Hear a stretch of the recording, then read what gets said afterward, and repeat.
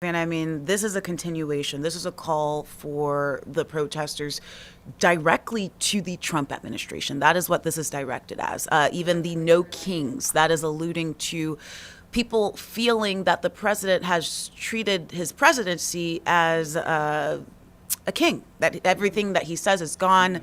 People who support him are bending the knee, kissing the ring of the king. They are calling out ICE enforcement. Now they're calling out the war in Iran, something that's obviously new since the last No Kings protest, even though there was tension escalating there. But a lot of people are saying that the president needs to dial back, the president needs to listen to the people instead of doing what the president wants whenever he does want. Now, we should keep in mind that there's a lot of people who support President Trump. They believe that he was elected for a reason. In fact, he was elected. If people didn't want him there, then they wouldn't have elected him. But that's a lot of what we're hearing on the ground. Savannah, I've been speaking with Joe all this morning on 11 Alive, and we know that those crowds certainly picked up very quickly. I'd say about 8 o'clock, 8:30 this morning, still setting up tents, and now it's a packed house out there, Savannah. Yeah, we want to go now to Joe Ripley, who is live at the Memorial Green Space. Joe, you have been out there, as Faith said, for several hours this morning. What have you seen? How many people are out there by your estimation?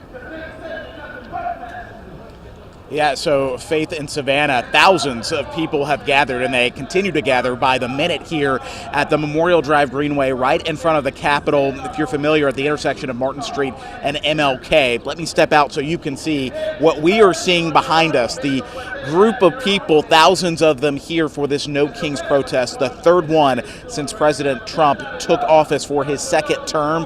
We have spoken with organizers all morning long. We've spoken with protesters as well. They are determined that today will be a peaceful protest, a nonviolent protest. Yes, they may show up in colorful costumes, they might wave signs, some with colorful language, but these protesters say they want to try and keep things as peaceful as possible to get their message across as succinctly as possible. We're seeing American flags out here, we're seeing Palestinian flags out here, flags bearing messages that today is a day of No Kings. We've also experienced an uptick in law enforcement presence out here. We're seeing Georgia State Patrol, Atlanta Police, as well as other law enforcement at the local, state, and federal level in conjunction coordinating security, ensuring that with all these people gathered here, they will remain safe. Some of the top tenets that these folks are out here protesting are the policies of the Trump administration since early January of last year. We're talking about the Iran war, many of whom the people say today is illegal. Congress should be involved in those proceedings, and they say Congress has been bypassed and therefore rights have been trampled upon. Affordability, high costs. We see the prices at the gas pumps. Folks here say they are tired of paying more for everyday essential items such as groceries and gas, as well as immigration enforcement policies from the Trump administration that really began to be highlighted and emphasized earlier this year with the stepping up of those procedures and enforcement policies, the immigration crackdowns we've seen in Minnesota, ICE's operations there, and the unfortunate fatal killing of two people there, Alex Preddy and Renee Good in Minnesota. We understand a No Kings protest will be centered in that area as well. Here at home, though, the ripple effects are here, all the way in Atlanta and dozens of cities across the state of Georgia and really nationwide. Demonstrations like this one showing that these people are united. Maybe they come from different backgrounds. We've spoken with veterans. We've seen people from all different organizations, from the ACLU, civil liberties, voting rights advocates, animal rights advocates, as well as folks like Indivisible.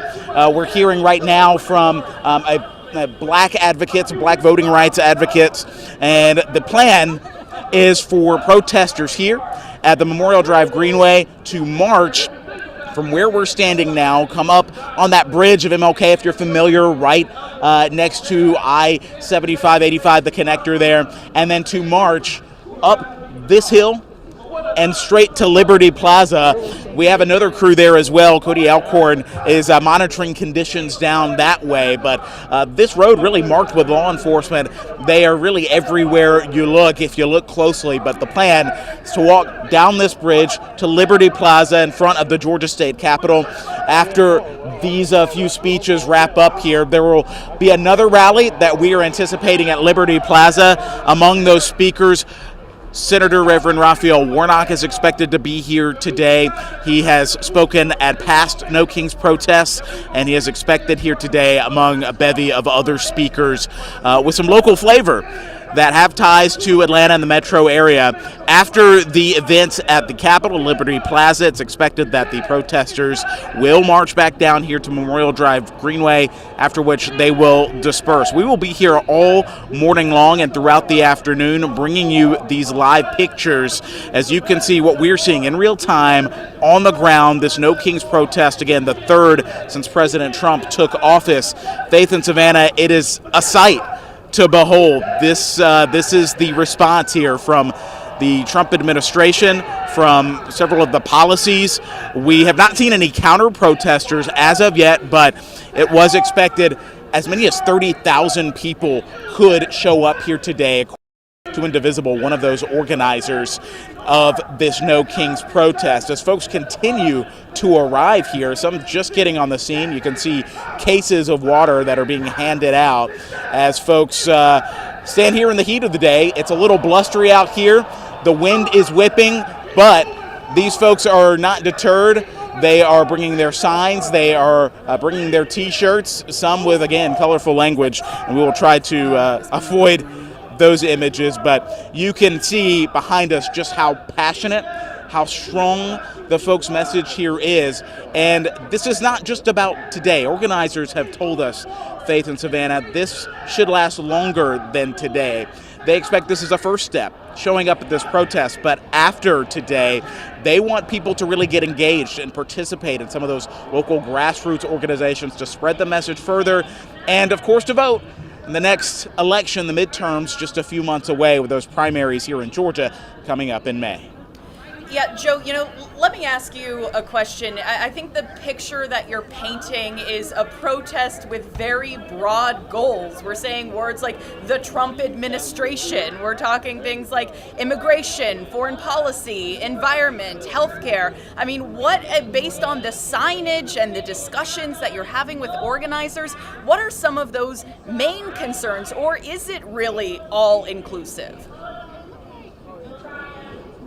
It is all-inclusive, Savannah, but if you break down and look at some of the top concerns of protesters here, it is affordability. I mean, a lot of the results that we saw in 2024 were based on the inflation that we have seen in the last administration, the Biden administration, as well as early here in the Trump administration. We've seen gas prices go higher.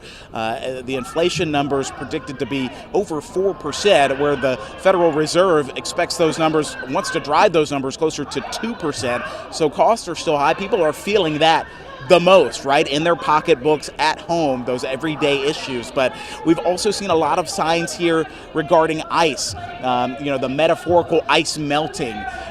We expect that we will see a lot of those signs today, a lot of immigration advocates here that have seen a lot of their friends, family members possibly detained, deported, a lot of notions and mentions of those detention facilities being built in Social Circle and Oakwood, the millions of dollars really added to the budget of Department of Homeland Security to up the ICE policies and procedures, immigration crackdowns across the country, and that's being felt right here in Metro Atlanta. This is what we expect to be the largest group here in the city of Atlanta and downtown, but across the state of Georgia, demonstrations like this one will be taking place, but affordability for healthcare and everyday items, the Iran war, as well as immigration policies seem to be the top three concerns on protesters' minds today.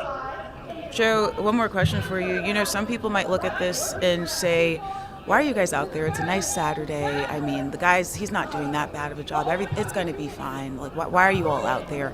I mean, what is that message that these protesters, if they hear that or if they hear criticism, what's kind of their feedback or their takeaway from that? their feedback is they're tired.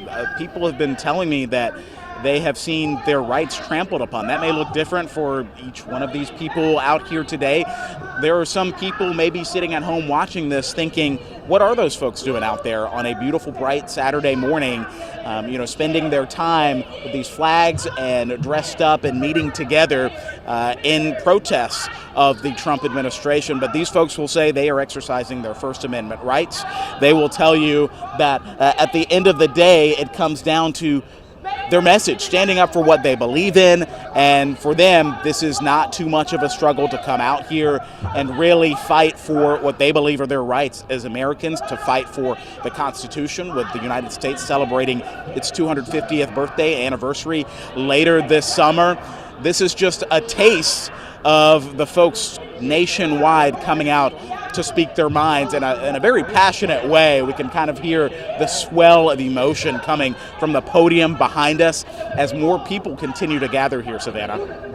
All right, Joe, thank you so much for that insight and for giving us a live look at what's happening there in Atlanta. Now, important to note, obviously, so many events happening outside downtown Atlanta. In fact, about 2/3 of the protests are estimated to be outside of major urban centers. So in addition to that large No Kings protest in Atlanta, there are additional organizations happening in DeKalb, in McDonough, in Marietta, in Sandy Springs, ending at a variety of different times, some not ending till 6, 7 p.m. tonight. There's more happening in Smyrna, Marietta, Roswell, Sandy Springs, Forsyth, Gwinnett, Tucker, Cobb, DeKalb, Fayetteville. I mean, at last check, I believe there were 40 to 50 in just Georgia alone. So this certainly is expected to be a large gathering across not only the state of Georgia, but certainly our country and really our world. I believe some are happening outside of the United States, Faith.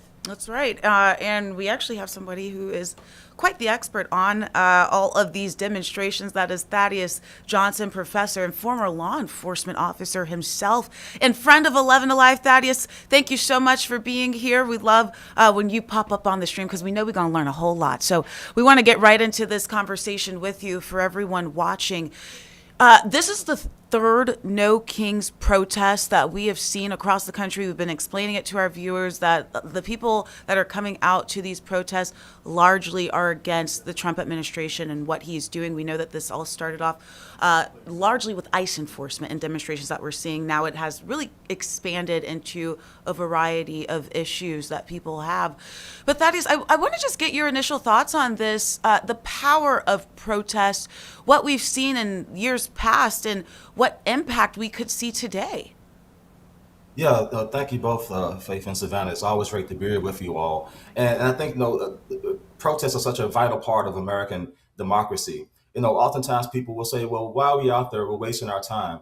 A lot of things have changed. It's also about symbolism, garnering attention to the actual cause, also showing how people are connected together. And so when it's done peacefully, when both sides have the opportunity to be heard in a civilized manner, it can be profound, not only with leaders and lawmakers, but against people and citizens across the aisle can start to understand each other's perspectives better as opposed to antagonizing. And so, but I will say it's only a first step. It's a lot of hard work that goes behind the protest, but the protest is a way to draw attention and to exercise our constitutional rights, which we're founded on, is the right to protest peaceably. Thaddeus, given your experience in law enforcement, you know well that law enforcement train for high-risk scenarios by simulating environments, but with something like this that is so emotionally charged and has so many people, you can't create or recreate, I should say, a protest of thousands of people. How do law enforcement train for something like this? Yeah, absolutely. And I first will say, unfortunately, in the past few years, we've had enough practice with police and demonstrations and both making good decisions and bad decisions on both law enforcement and the citizens' parts.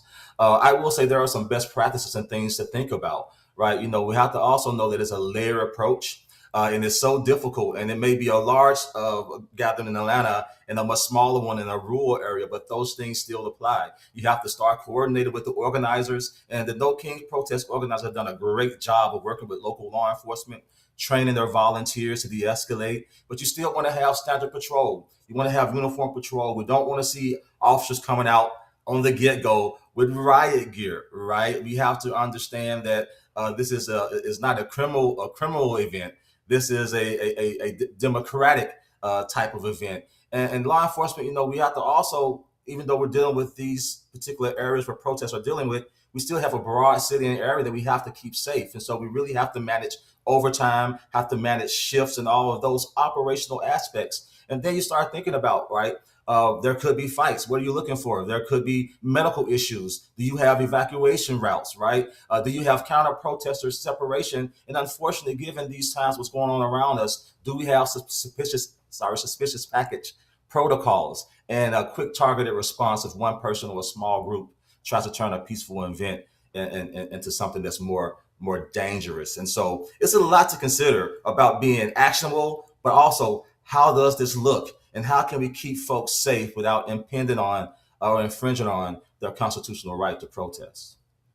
For weeks, we've been speaking with local law enforcement about how they're preparing for this. They've really emphasized working with both state and federal partners. How do these different types of agencies coordinate with one another to ensure there's not some sort of jurisdictional tug of war of who is in charge and who's calling the shots? Well, that's first of all, that's so important, right? You don't want to have too many cooks in the kitchen per se, right? And not people that's out there to serve the food. And so what we often see is that you have one agency that takes the command, right? You may have a mobile command unit that you'll see on the scene or moving about. And you also have just your regular places in which you all are strategizing and planning. And each particular agency needs to know their role. So for instance, if you have Georgia State Patrol comes down, perhaps they will be responsible for ensuring that our highways and our expressways are clear and that we don't have people going upon there and keeping them safe and dealing with traffic. If you have local traffic officers, you may have them within the city streets, ensuring that the flow of traffic is great and that pedestrians and protesters and vehicles and drivers are safe. And so it really is about communication, making sure that we're speaking the same language. I know I'm going back to Columbine and 99 and those things is a different issue. But one thing that we learned with having a bunch of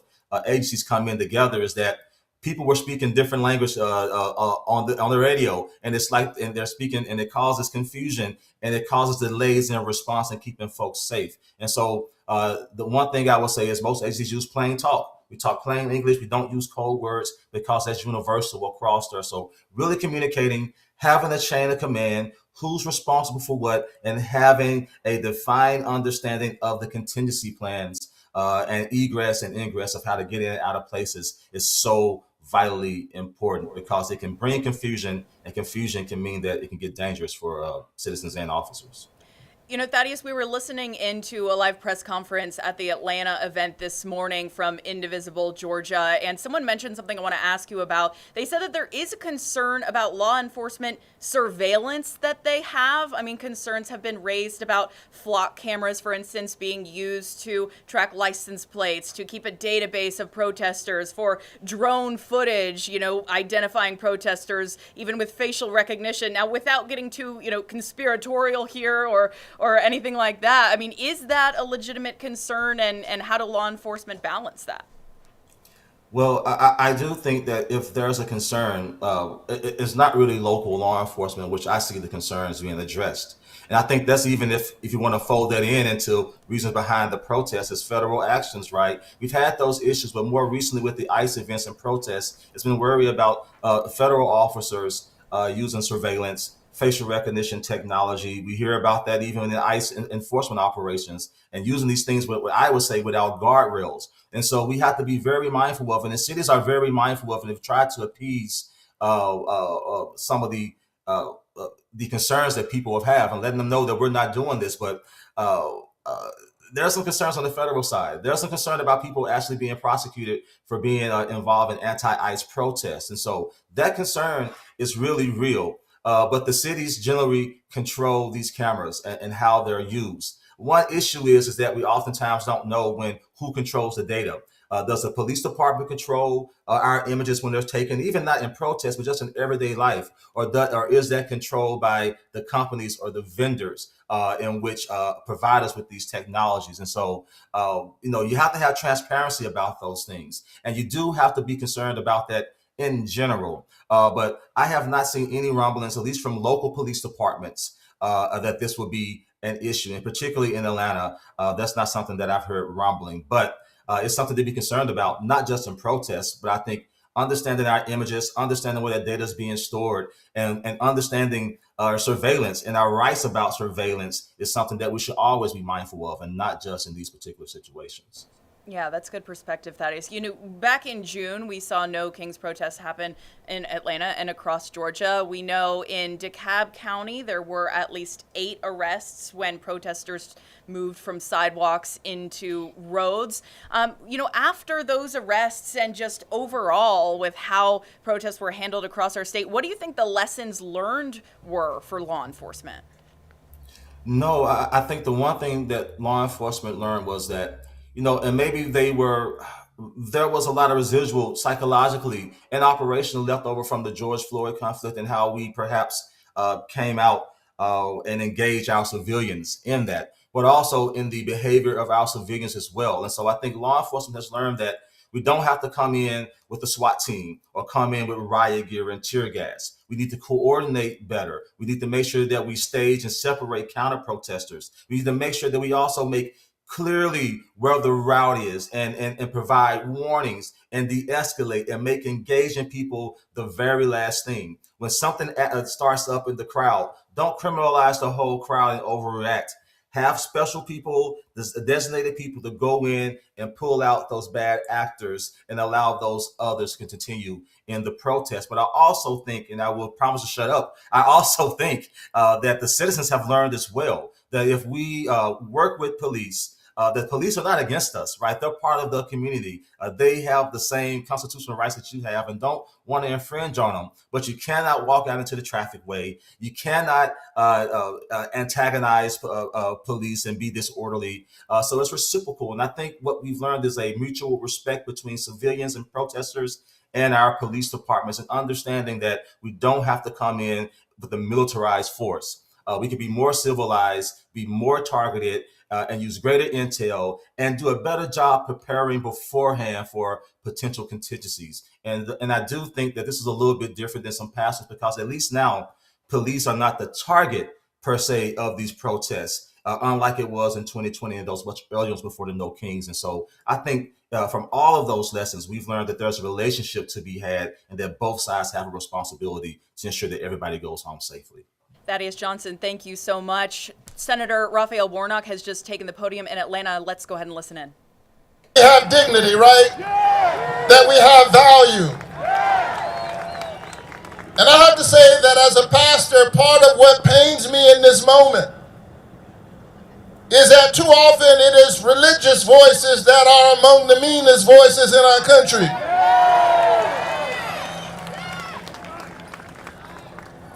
And they use religion as yet another tool in the autocratic project, in the project of domination. I have to say as a Christian that I don't know who this Jesus is that they're talking about.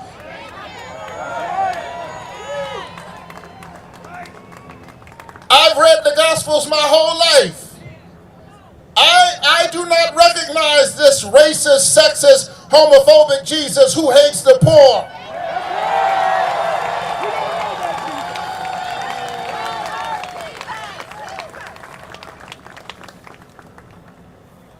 The poor man who rose up and said, I came to preach good news to the poor and to open the eyes of the blind and set the captives free, is a victim of identity theft.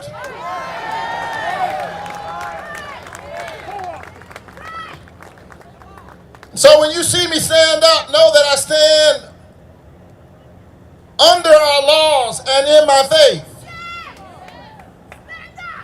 And I refuse to give in. Because this idea of having a human king, of arrogating to a human being the things that do not belong to human beings, that belong to God, is for me a spiritual project when I affirm the dignity of all human beings. That is the work that all of us are called to do. We the people. It's a radical idea. Are you ready to stand up for our democracy? And so all of that came into clear focus for me this week as I was engaged and I remain engaged in a fight. And there are many issues that I could talk about, but two came into sharp focus this week. Can I talk about it for just a moment? On the one hand, we're dealing with Donald Trump's version of ICE. And on the other hand, we're dealing with the so-called SAVE Act.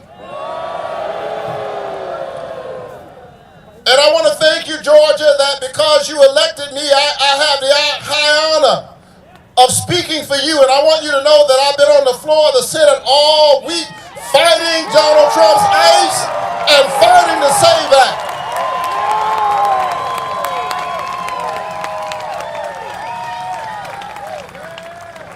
I went to Minneapolis a few weeks ago. I know I represent the people of Georgia. I'm clear about who I represent. But Dr. King told us that injustice anywhere is a threat to justice everywhere. And so I had to go to Minneapolis.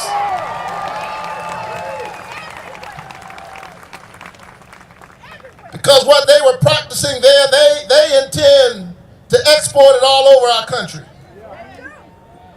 And while I was in Minneapolis, I stood where Renee Good lost her life. I stood where Alex Preddy was executed on film. And because all of these things are ultimately connected, I stood where George Floyd met the same fate. And when I came back from Minneapolis, having stood on what I call holy ground consecrated by the blood of Alex Preddy and the blood of Renee Good and the blood of so many, I came back and I was very clear about one thing. I will not vote to give ICE another single dime until they fix this situation.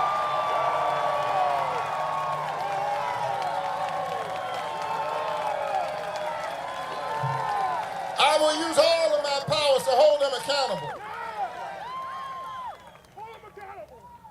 And so we got back and we said to our Republican friends, we understand what Homeland Security is about.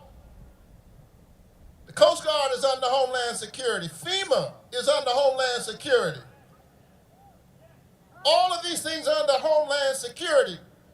We're ready to fund what is necessary. But you've already given ICE $75 billion.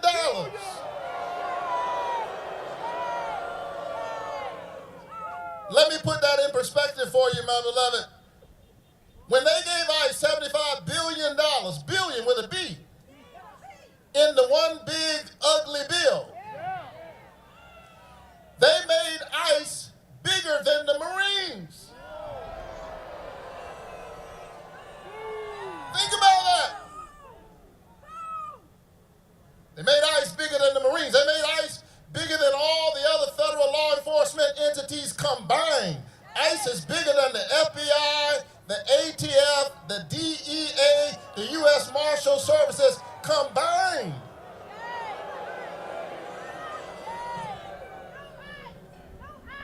And I'm afraid that a wannabe king who is busy building himself and his billionaires a ballroom intends to use ICE as his own private army to do his bidding to make him king, but he is not a king. This is our land. This belongs to we the people.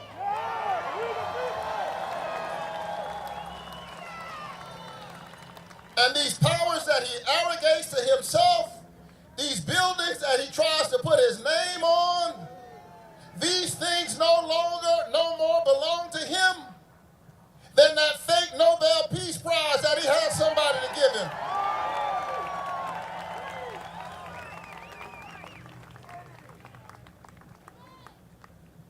So we said we're not going to fund what you're doing. We need reforms. ICE has to behave like all of our other police departments are demanded to behave. Then they came with the SAVE Act.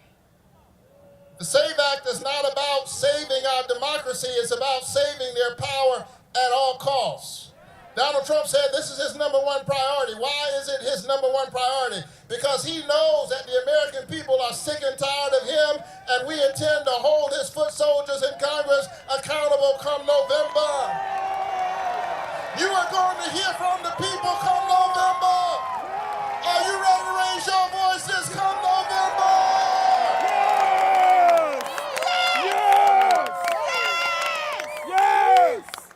Give me another moment. This is a Baptist 5 minutes. And so I stood up, and we stood up this week, and we said, no SAVE Act. This is about voter suppression. You're trying to make it difficult for women to vote, and for poor people to vote, and for young people to vote, and for poor rural people in red districts where they've cut their SNAP and cut their Medicaid. You're trying to make it difficult for the American people to vote, but come November, we are going to hold you accountable.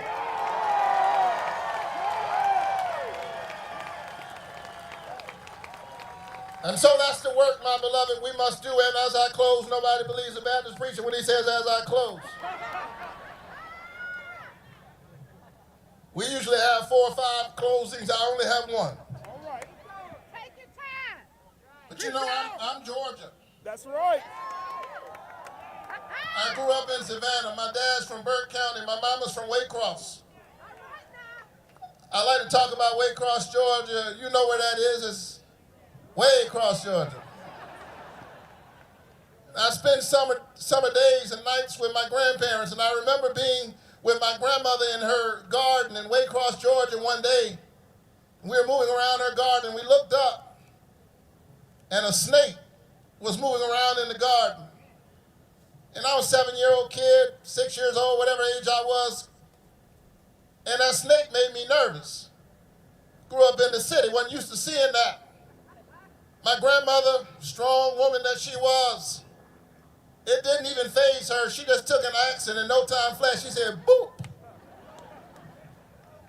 Chopped the snake's head off. But when she chopped off the head of the snake began to move even more violently. He began to shake. And that made me even more nervous because I felt like he was coming in my direction. What I didn't understand as a little kid was that as I was witnessing the violent, desperate movements of the snake, that snake was moving in the way that it was moving, not because it was living, but because it was dying.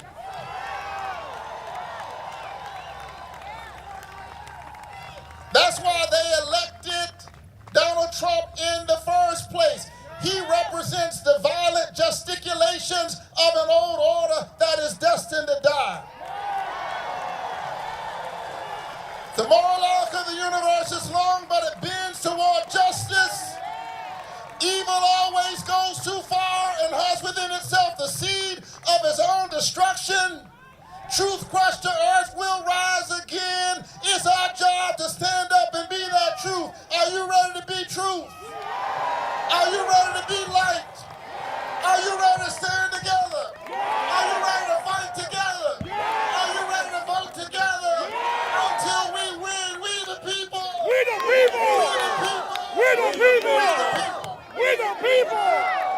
Yes. Yes. We the people.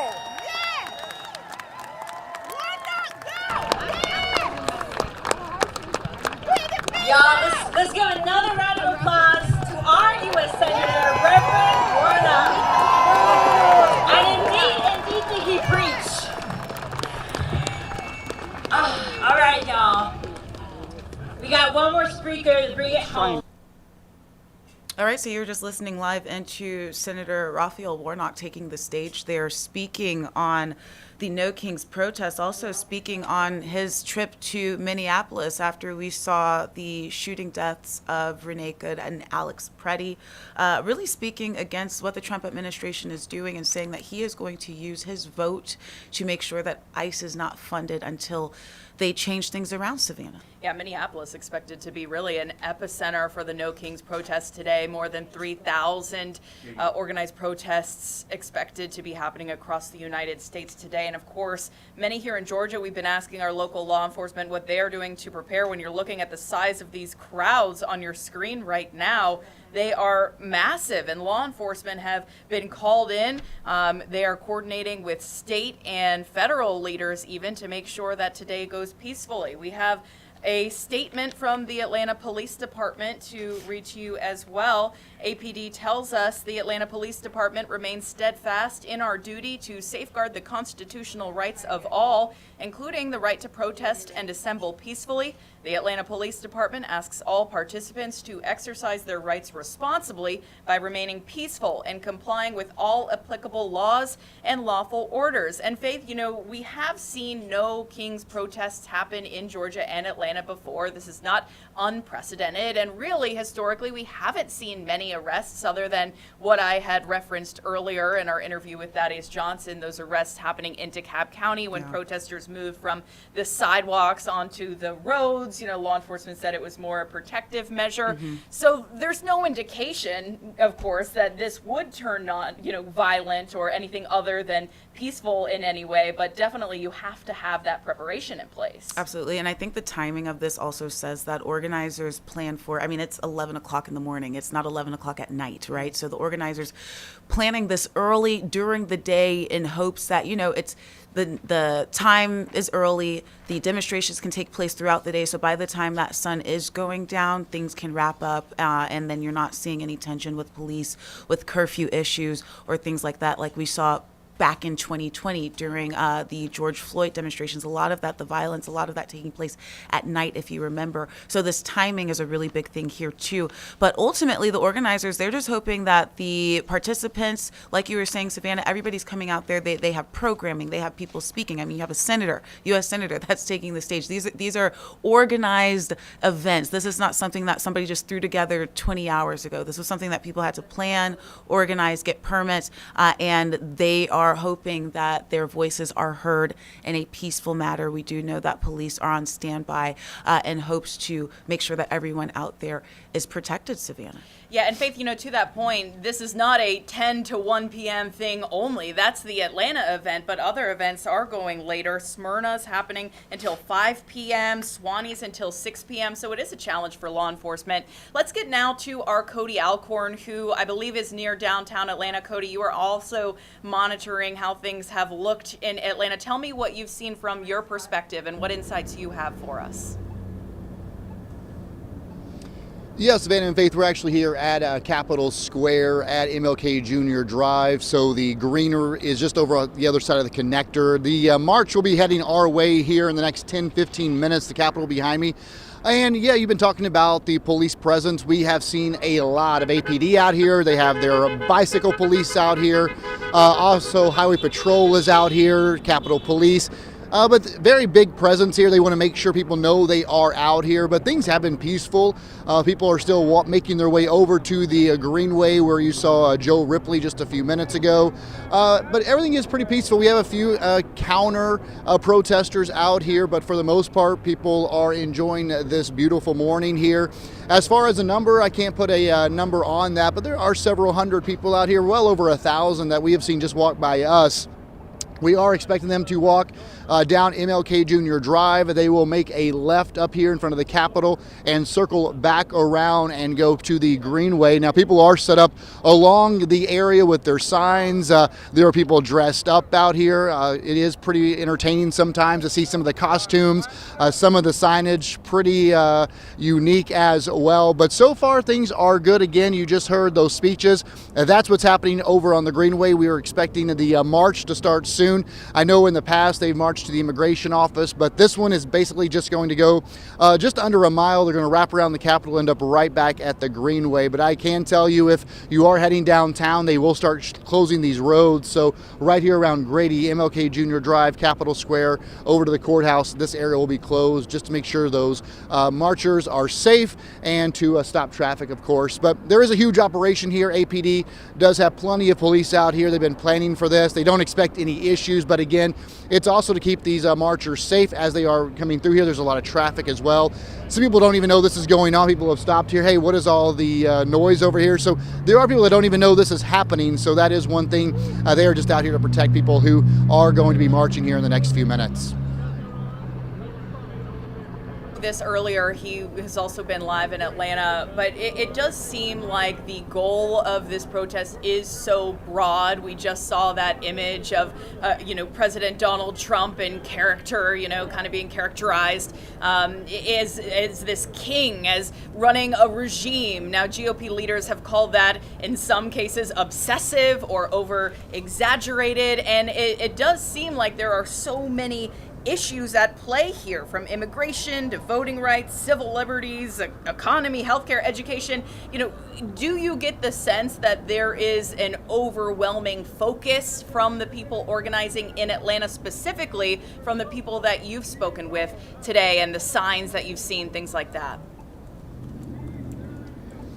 Well, I'll tell you, just from the previous No King march that I did just a few months ago, that was more focused on immigration. This one seems to be, like you mentioned, more broad. Obviously, we have went to war since that No King's march I was at. So there are people out here with no war signs, so you add that into the mix. So it is, as you heard Joe mention, affordability. It's about the economy, obviously about the war as well. And of course, the whole message here, No King. Literally in front of me, there is an Elvis Presley person dressed up who is talking about the only king is, of course, Elvis. So again, there are some pretty comical costumes out here, but it is more broad. I think, this started out more of an immigration focus, but again, a lot of it's happened since then.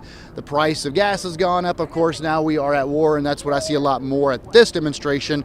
Also about Iran as well. There's signs just across the street from us. So it is more, I think, broad scoping as far as what people are out here and what they are upset about, at least with the government. Been kind of one of our frontline reporters. Obviously, we as a station have covered these No Kings protests in the past. Curious, as someone who's there in it, have you noticed any significant differences, whether it's about concerns or numbers or anything like that? Yeah, I said I've covered just one other one of these, and it is similar. This one's a lot bigger than the other one that I had covered. I think weather has a lot to do with that. And again, I think people, as we kind of move along with the administration, as more things have happened, of course, more people get frustrated on one side or the other. But again, from just the signs and what I've seen out here, obviously the main focus is the No King, the hierarchy that they believe that's happening. But again, I think on this stance more, I've seen more about gas prices when I walked over on the bridge and saw that, just about the affordability, the economy. And again, what's more different with this one is I've seen more about the no war signs as well. And I can tell you, right now, APD is starting to shut down at least Capitol Square here.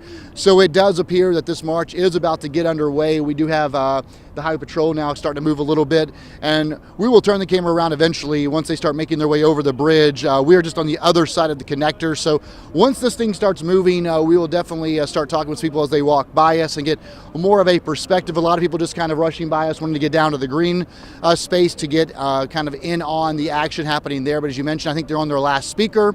That's supposed to be a short type rally. The march will happen. It'll go about a mile again. It's going to go up here to the left, go around the Capitol, and go right back to the green. I think that's the difference on this one to the other No King that I watched. They actually marched from the Capitol to the immigration headquarters. So hopefully everything is peaceful. That is the goal here. I know you guys have been talking to law enforcement experts. That's one thing APD and the Highway Patrol is not shying away from. They're not doing any kind of covert positions here. They're out in the open. There's a lot of HP officers out here. There's a lot of APD officers. Of course, they have their entire bicycle unit out here that will ride with them. And a lot of this is more for the marchers' safety. It's to make sure no one comes through here and hits anybody that's out walking. So it's not so so much just because they're worried about something going haywire, but it's more about protecting the people who are walking, making sure they stay inside the, where they kind of keep them wrangled in to make sure they don't kind of venture out for their own safety. All right, Cody, thank you so much. We will let you go prepare as that organized group of folks prepares to move your way towards the Capitol. Thank you so much for that perspective. Now let's take a live look from what I believe is our helicopter shot. And you can see drones right there. We do know law enforcement said that they had planned to incorporate drones as a part of their enforcement. It does not look like traffic is being particularly impacted by this. You are seeing some folks walk across the bridge right there. The Memorial Green near downtown is the primary place that we have seen people gather, Faith, but you're seeing even at all these street corners, protesters with signs. I think that this is just that kind of thing that goes so far beyond one space. It's not only all over Atlanta, but truly all over our country. That's right.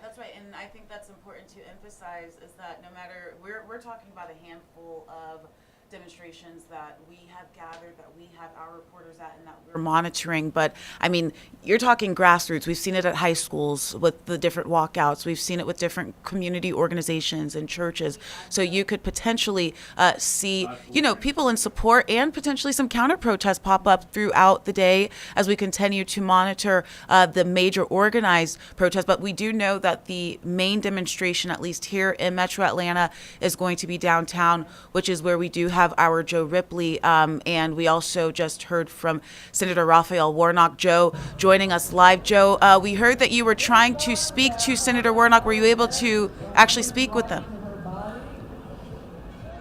Unfortunately, Faith, right after his podium speech, the senator greeted a few supporters before leaving the scene here. We understand he is in a vehicle and headed to his next stop, his next destination. So it's not for lack of trying, but we could not get a word in one-on-one, at least, with Senator Warnock. But he was essentially holding church outside in front of thousands of people and really supporters of his, claiming and invoking that, the Jesus quote that conservatives have been alluding to is unrecognizable. A little call and response out here, several chants saying no kings.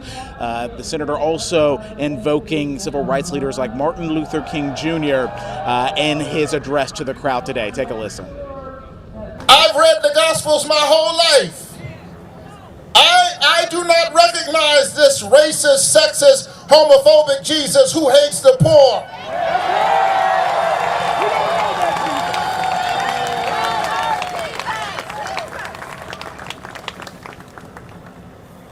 The poor man who rose up and said, I came to preach good news to the poor and to open the eyes of the blind and set the captives free is a victim of identity theft.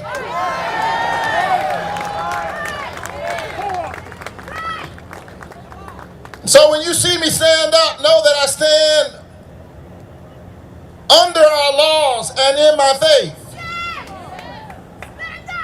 And I refuse to give in. Because this idea of having a human king, of arrogating to a human being the things that do not belong to human beings that belong to God, is for me a spiritual project when I affirm the dignity of all human beings. That is the work that all of us are called to do. We the people, it's a radical idea. Are you ready to stand up for our democracy?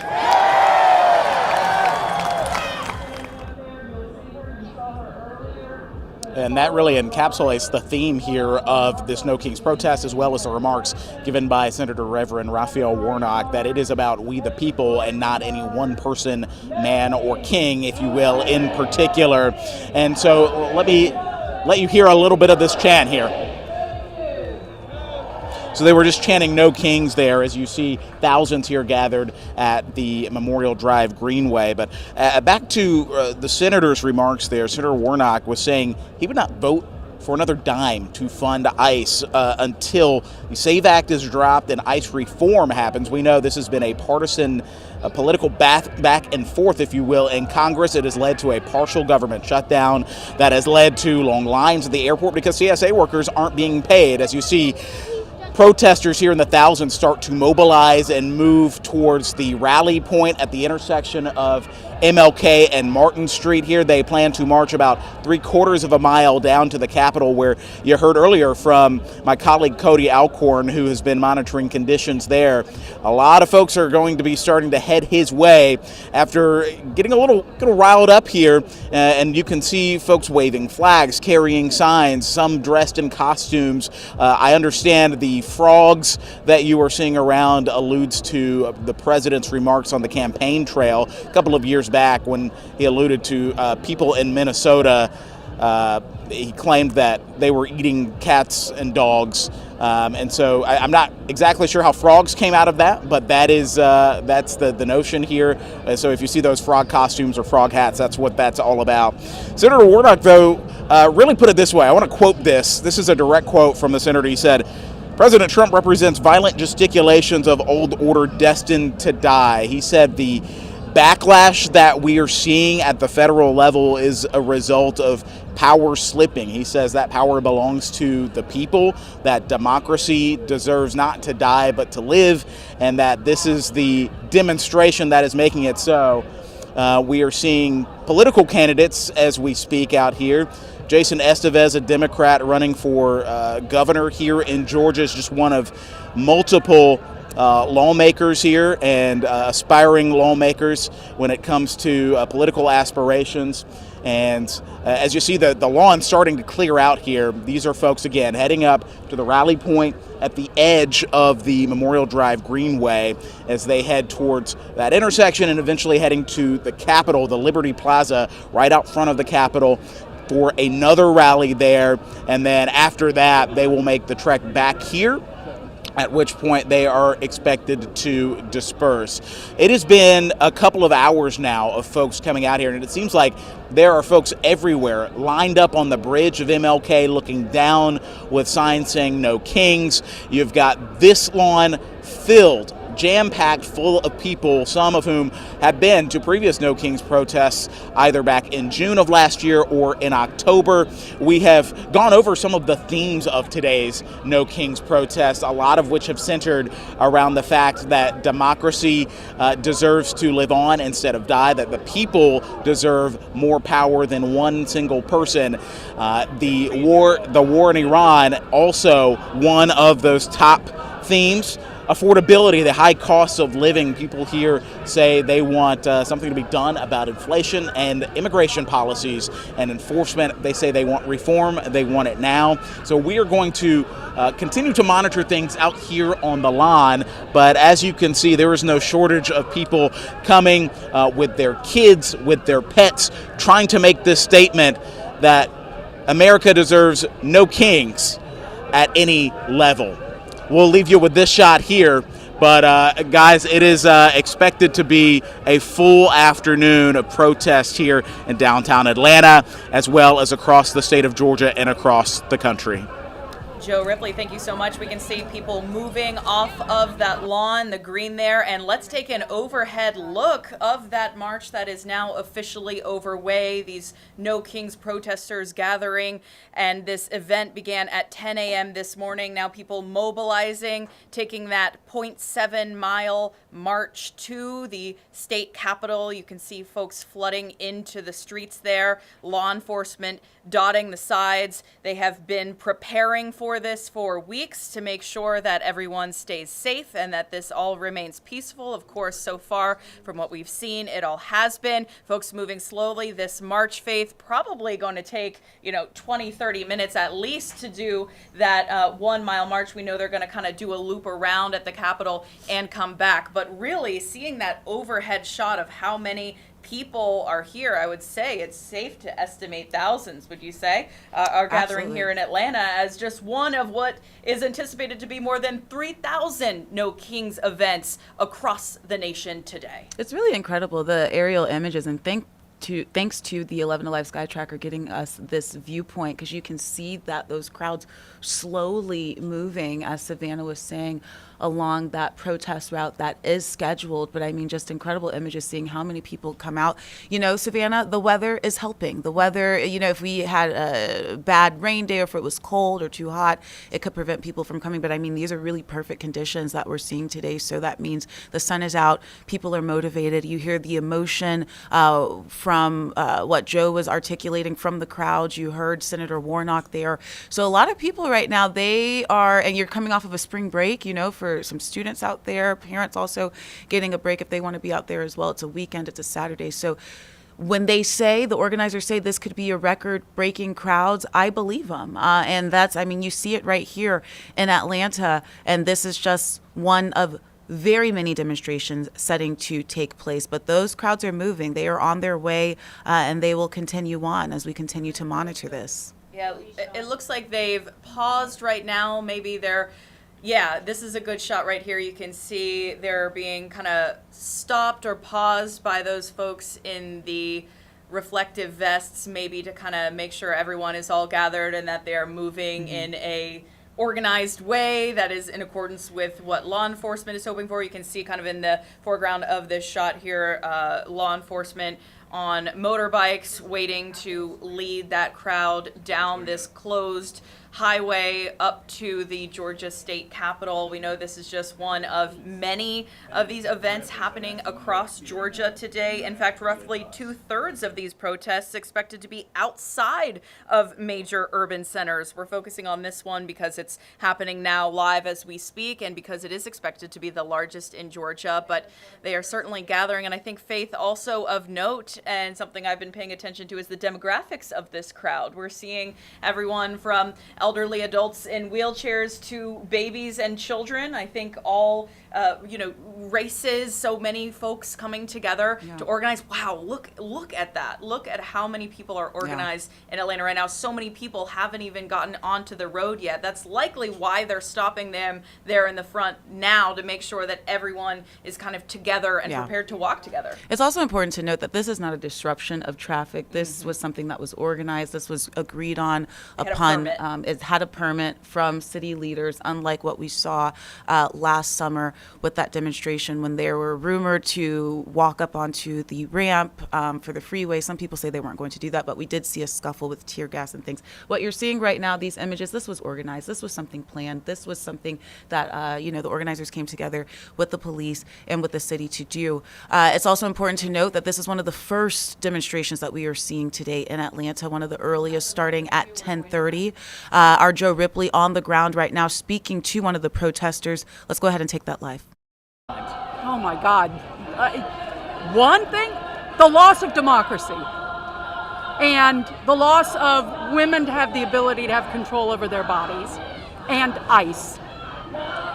You're clad here in a very colorful costume. Yes. Talk to me about what's the notion behind the giraffe costume. Well, I mean, I just wanted to be, I got this for the last March when there were a lot more blow up things because of this stuff going on in Portland at that time.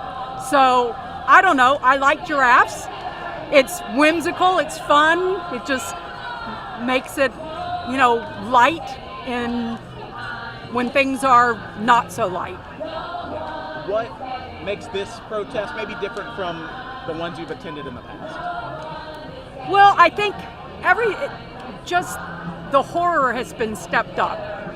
The last March, ICE wasn't really a thing, and now they're killing United States citizens in our country, and that's just egregious and shouldn't happen. This turnout here, what does it tell you that, after multiple No Kings protests, where this message can go and what it can do? Well, I think a lot of it, is optics. It's showing that the people are not standing for what's going on. What will be your next steps after today? To try to encourage people to vote, and to try to encourage people to not back this SAVE Act that's going to disenfranchise me and a lot of other women and other people. They're trying to suppress the vote. So that's the next most important thing, because if we can take the midterms, Trump is doomed. Yeah, we heard Senator Warnock up on the podium just a while ago talking about he doesn't plan to give another dime, to vote to give another dime to ICE. And we shouldn't. Until there's reform in ICE and until the SAVE Act is dropped. Do you support them? Absolutely. I think it's a small price to pay to keep the democracy going. Sheila, anything I left out, anything you wanted to add that we didn't touch on? Not really. I mean, it's just, I am doom scroll every day, and it's heartening to see the positivity here. Thank you so much for your Thank you. time, Sheila. I'll let you get going. All right.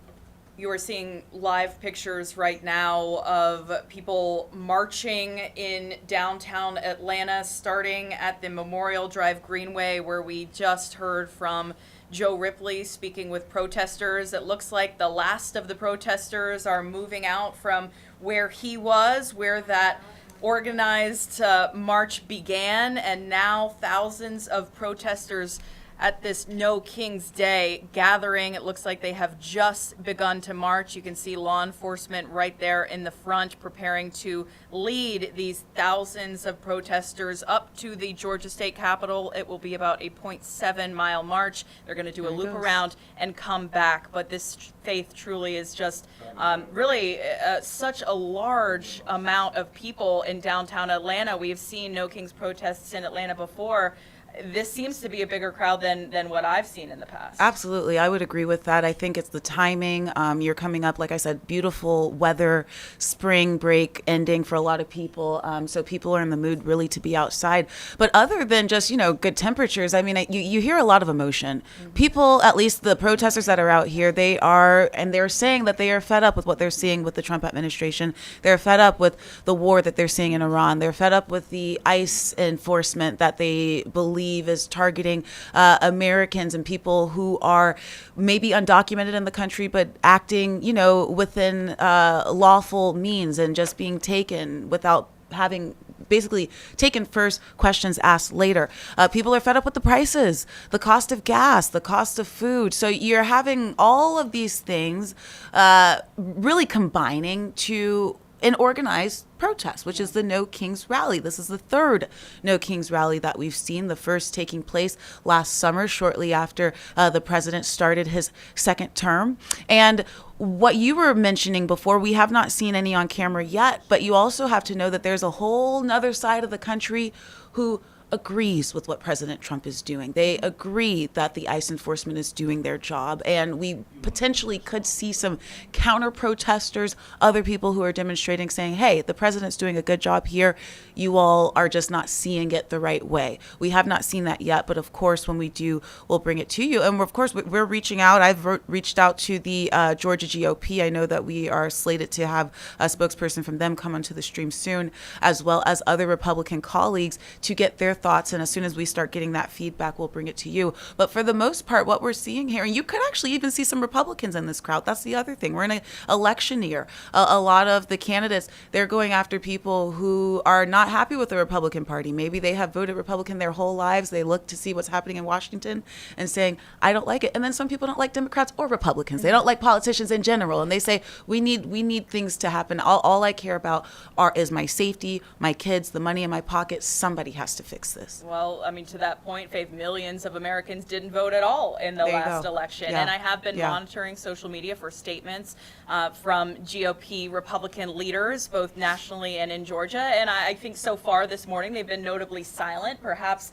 that is an effort to not put breath into this. I think a lot of Republican leaders have kind of thought of these No Kings organization protests as kind of quote, obsessive or, pointless or overly broad and haven't addressed them. In fact, I think our White House correspondents have noted that questions about these No Kings protests have been notably not addressed at all. But for those of you watching live at home, you could very well be watching American history unfold in real time, because No Kings organizers have anticipated that this could very well be the largest single-day protest in American history, with millions anticipated to participate across the United States.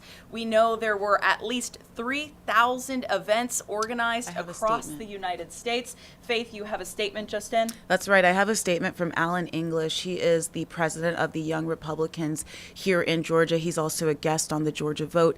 And I asked him if I could have a quotable statement. Once again, Republican conservative. He says, "It's a bit ironic to hold nationwide protests calling America a monarchy while exercising freedoms that wouldn't exist under one. More than 77 million Americans voted to elect Donald Trump of President of the United States, which is hardly the hallmark of a kingdom."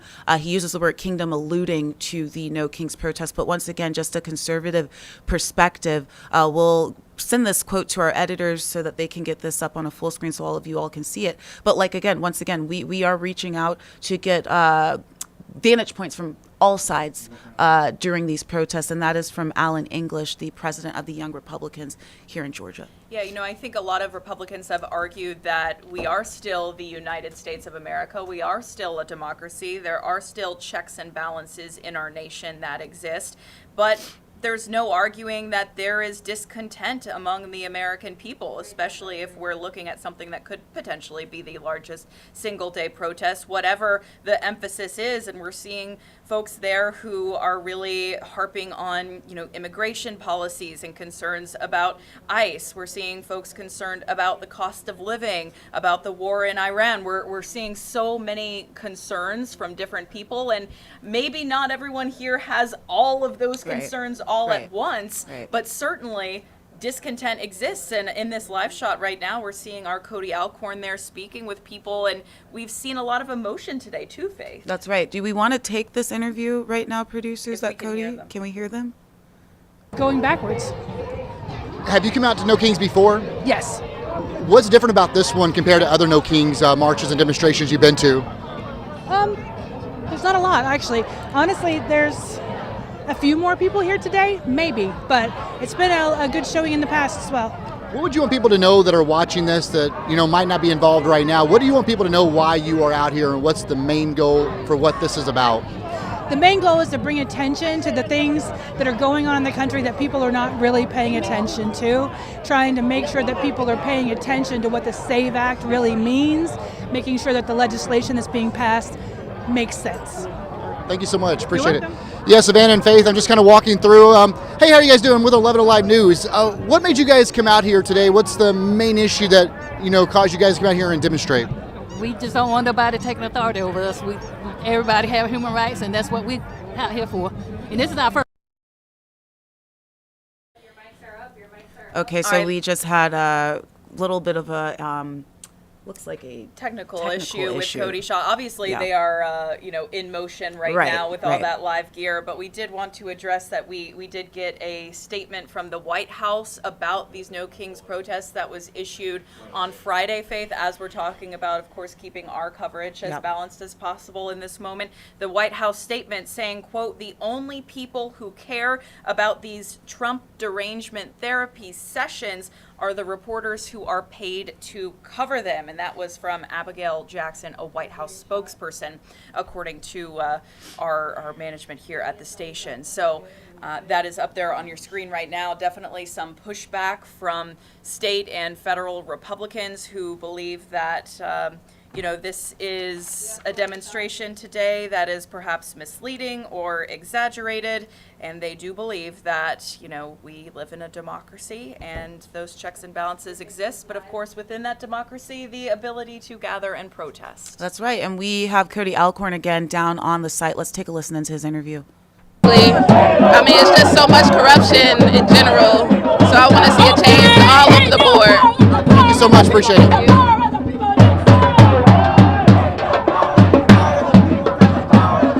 how you doing? I'm with 11 Alive News. I'm just curious, what made you come out here today to be a part of this? I really am trying to fight for democracy and stand up for our country and hold the Constitution. Have you been to a No Kings before, or is this your first time? Oh no, this is my fourth, I think.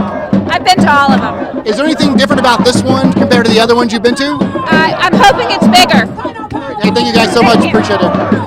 But Faith and Savannah, you can see we're in the middle of this. Everything's going well so far. It's being controlled by APD, by the Georgia State Patrol, making sure everybody stays in line. But as you can see, everything so far is so peaceful. Hi, I'm with the 11 Alive News, and just curious, what made you come out here today? Oh, because this is what we have to do to take our country back from the terrible people trying to run the country but failing miserably. What's been your reaction to this march today compared to other ones you've been to? Well, this is a little more condensed to where I was before. I was in East Cobb, so this is really cool. And to hear some speakers, which really pumped the crowd. And it's just uplifting. It's so hope. It gives me so much hope where, sometimes you just think you're on an island and you see the news and you think, oh, yeah, I agree with all that. But then actually live it and feel it, it just makes me want to cry, really, because this is what we're all about. And so we're making a difference. And it's got to keep going, and it's going to happen. We're going to get our country back. What really made you get out here, and what makes you come out here time and time again to be a part of this? It's just feeling like I can't do anything where I'm sitting at my home in Marietta, but this gives me the action, getting out and being part of this and seeing what can I do as an individual to save this country, because we need to stop thinking only about ourselves. We need to think about everyone and getting behind that, or we're never going to get our country back. And this just gives me so much hope. And I'll keep going. It's about the hope. This gives you hope. Yep. Ladies, thank you so much. You guys be safe. Enjoy your day. Yes, and you can see, a lot of people are emotional about this. You saw her get emotional. So everybody has their own reasons for coming out here. But, whether it's for or against it, it gives people a voice. And that's what these demonstrations are about, at the end of the day, giving them a voice. Let me ask you, this is Savannah. Are you able to see how many people are behind you? I mean, how long do we expect this crowd to be moving through here?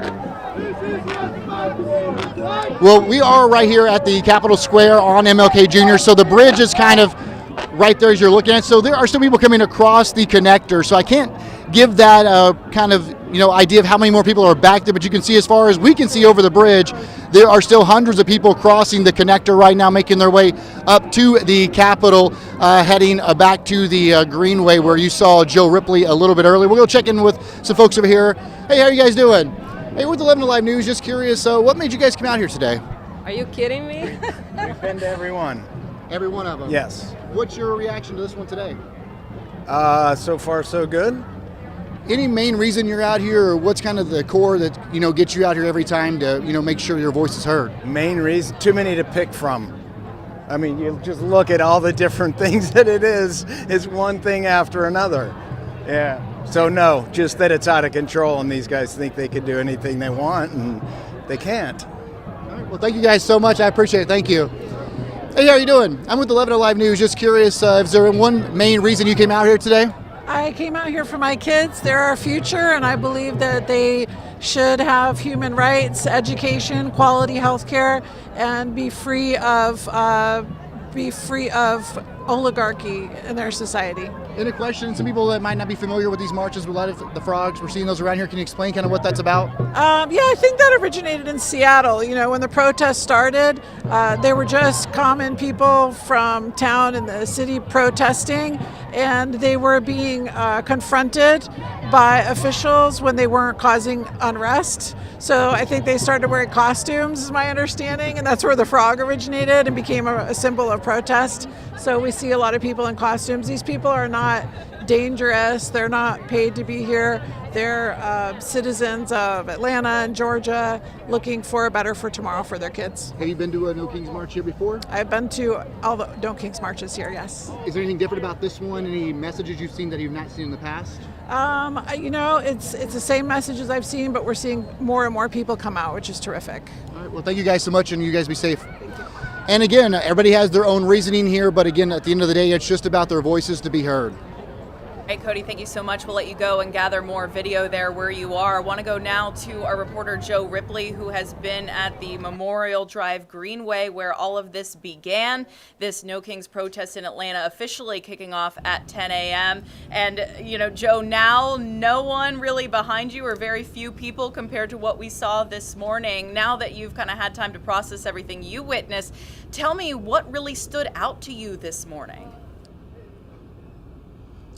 Yeah, it is a stark difference, Savannah, when it comes to the feeling now versus what it was just a few minutes ago. And I feel like reclamation is kind of the word of the day, reclaiming democracy, reclaiming this country, reclaiming a message of hope, a lot of these protesters would say, when it comes to the future of the United States of America, which in fact is celebrating its 250th anniversary this year. We've seen people in all sorts of costumes, from giraffe costumes to frog costumes to people dressed in Revolutionary War garb as an ode to No Kings. This is the protest that has drawn out thousands here to the city of Atlanta, downtown, as well as other cities across the metro and the state of Georgia and nationwide. But we just had a group here behind me who was singing, and whether the protesters were singing, marching, chanting, listening even, and speaking to one another, the theme is clear. They are here united against President Trump and his policies, the administration, in three key areas when it comes to immigration enforcement, the immigration crackdown we have seen over the last few months, especially concerning ICE policies and procedures, some of which led to, these protesters say, the deaths of two American citizens. We heard from Senator Reverend Raphael Warnock, who said, in quoting Dr. Martin Luther King Jr., injustice anywhere is a threat to justice everywhere. He says he visited Minnesota, stood where Alex Preddy and Renee Good once stood, and he said he would not give another dime to ICE until there is reform there and until the SAVE Act, an election reform act, is dropped. A lot of these voters here say they plan to do just that in May and in November. It's not just about the demonstrations, the protests today, Savannah. It's about what comes next. Those next steps, they believe, are getting involved in grassroots organizations, heading to the polls to effect change. We spoke with Kristen Crow, one of the organizers of today's No Kings demonstration here in downtown Atlanta. She works with Indivisible, one of those voting rights advocate organizations, and here's how she said this protest could go down today.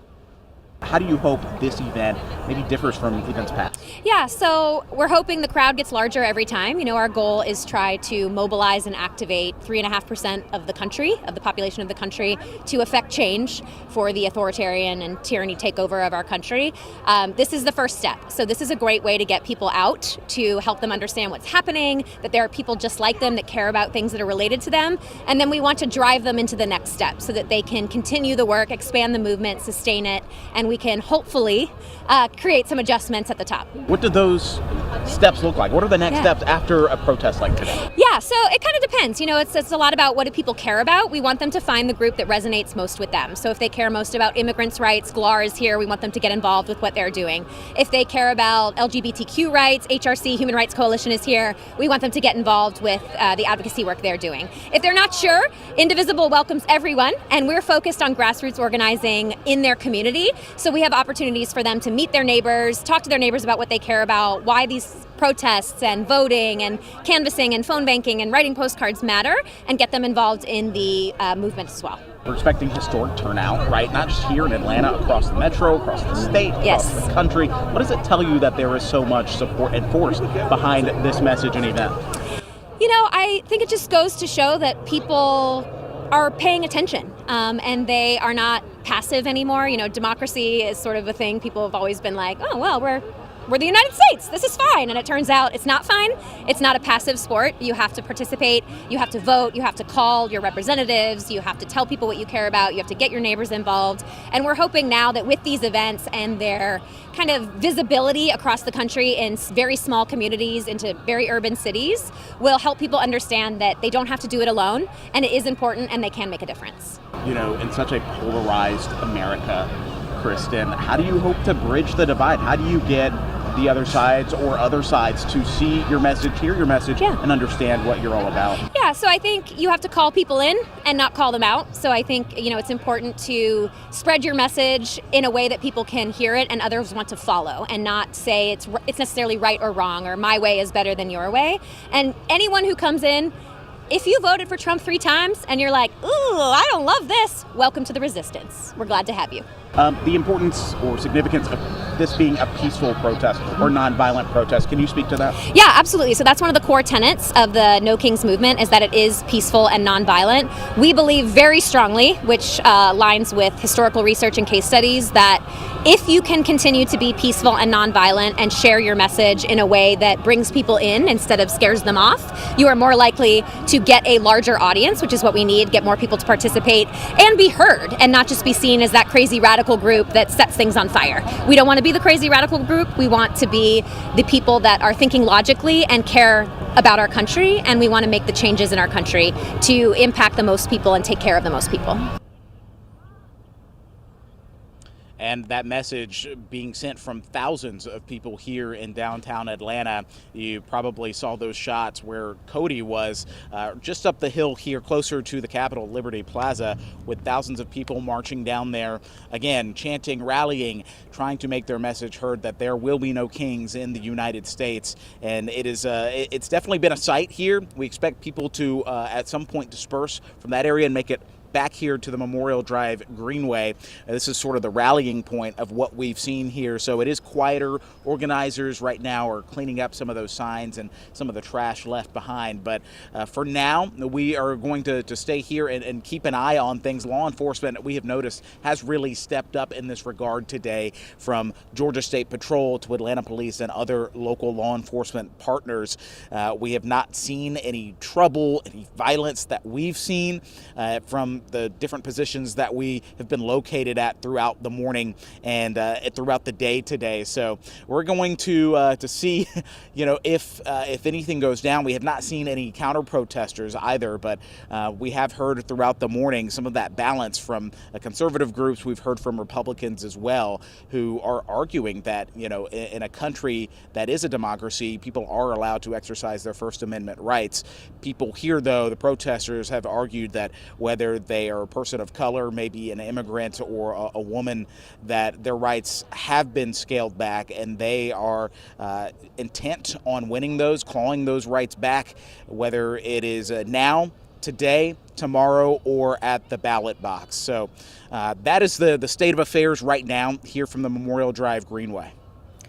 All right, Joe, thank you. And I want to ask you, obviously, we have this live presence at this event in Atlanta today, expected to be the largest No Kings organization in Georgia today, but this is one of many. In fact, across the nation, 2/3 of these protests expected to be outside of urban areas. There are, at last count, I believe 40 to 50 different events happening across Georgia, many in the metro area. I mean, we've got Smyrna, Marietta, Roswell, Sandy Springs, Gwinnett County, Cobb County. It's happening all over. I'm curious, the presence of local leaders. I know we saw Senator Raphael Warnock take that podium earlier. You spoke with him, you heard from him. Have you seen any other political leaders from either sides of the aisle? Any other notable attendees today? The only physical face, Savannah, I have seen is Jason Estevez, who's a former state senator now running for governor on the Democratic side of the aisle for Georgia. And other than that, we've heard that there are some political figures here, aspiring office holders here at this No Kings rally, and we expect those folks to show up maybe in their respective districts, their respective towns and cities. But that also goes to show you that there is an opportunity here to meet face-to-face with voters.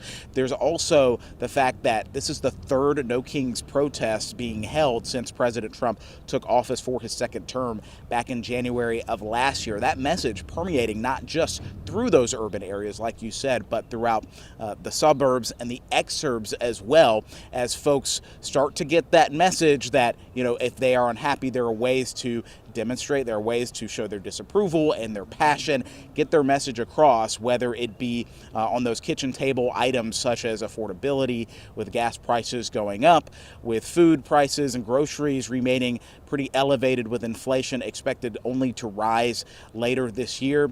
Or it might be some of their friends and family who have been immigrants who tried to move to this country or were placed in detention facilities, who have been deported as well. And maybe it's the issue of the Iran war, or maybe it's the issue of the United States affecting change in countries like Venezuela or in the Middle East or throughout the rest of the world. These people certainly have been vocal, very passionate today, very vocal as well. But it really comes down, Savannah, to this No Kings protest. You might have heard from Kristen there just a few minutes ago talking about the nonviolent approach to this. They don't want their message distorted or really misunderstood. And seems like some of what we saw last year. She was not, not uncandid in the way that she spoke to some of the arrests at previous No Kings protests, getting in the way of their true, honest message of just trying to affect change where they are. We saw independent journalist Mario Guevara, who was arrested during a No Kings protest he was covering in DeKalb County last year. He ultimately was placed into ICE detention, ICE custody, and later deported. We have not seen ICE or any federal law enforcement out here since we've been out here since about 8:30, 9 o'clock this morning. But Savannah, we'll keep an eye out. It seems, though, things are peaceful for now. We hope they stay that way throughout the day today. All right, Joe, thank you so much. We will let you go and reset. As we know, those demonstrators are expected to take a loop once they hit the Georgia State Capitol and return to that area where you are now. Thank you so much for that coverage and your insight, as always. If you are just joining us, we are covering the No Kings Day of Action across the United States. Organizers expect this to be the largest single day of protest in American history. You are seeing it all unfold live right now as folks organize to protest President Donald Trump's policies, a variety of issues we've heard today. We're about to take a quick break. Dan Kennedy and Caitlin Ross will pick up our coverage with more live interviews and coverage after this.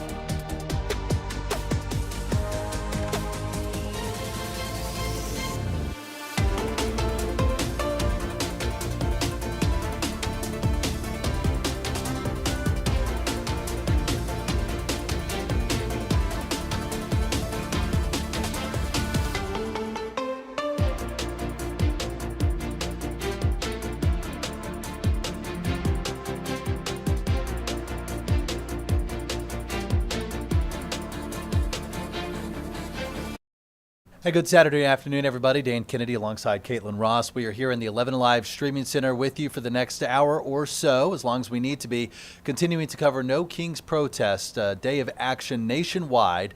Organizers expecting more than 3,100 protests. They say potentially up to 9 million people, and some of those demonstrations unfolding right now around Metro Atlanta. The largest is in downtown Atlanta.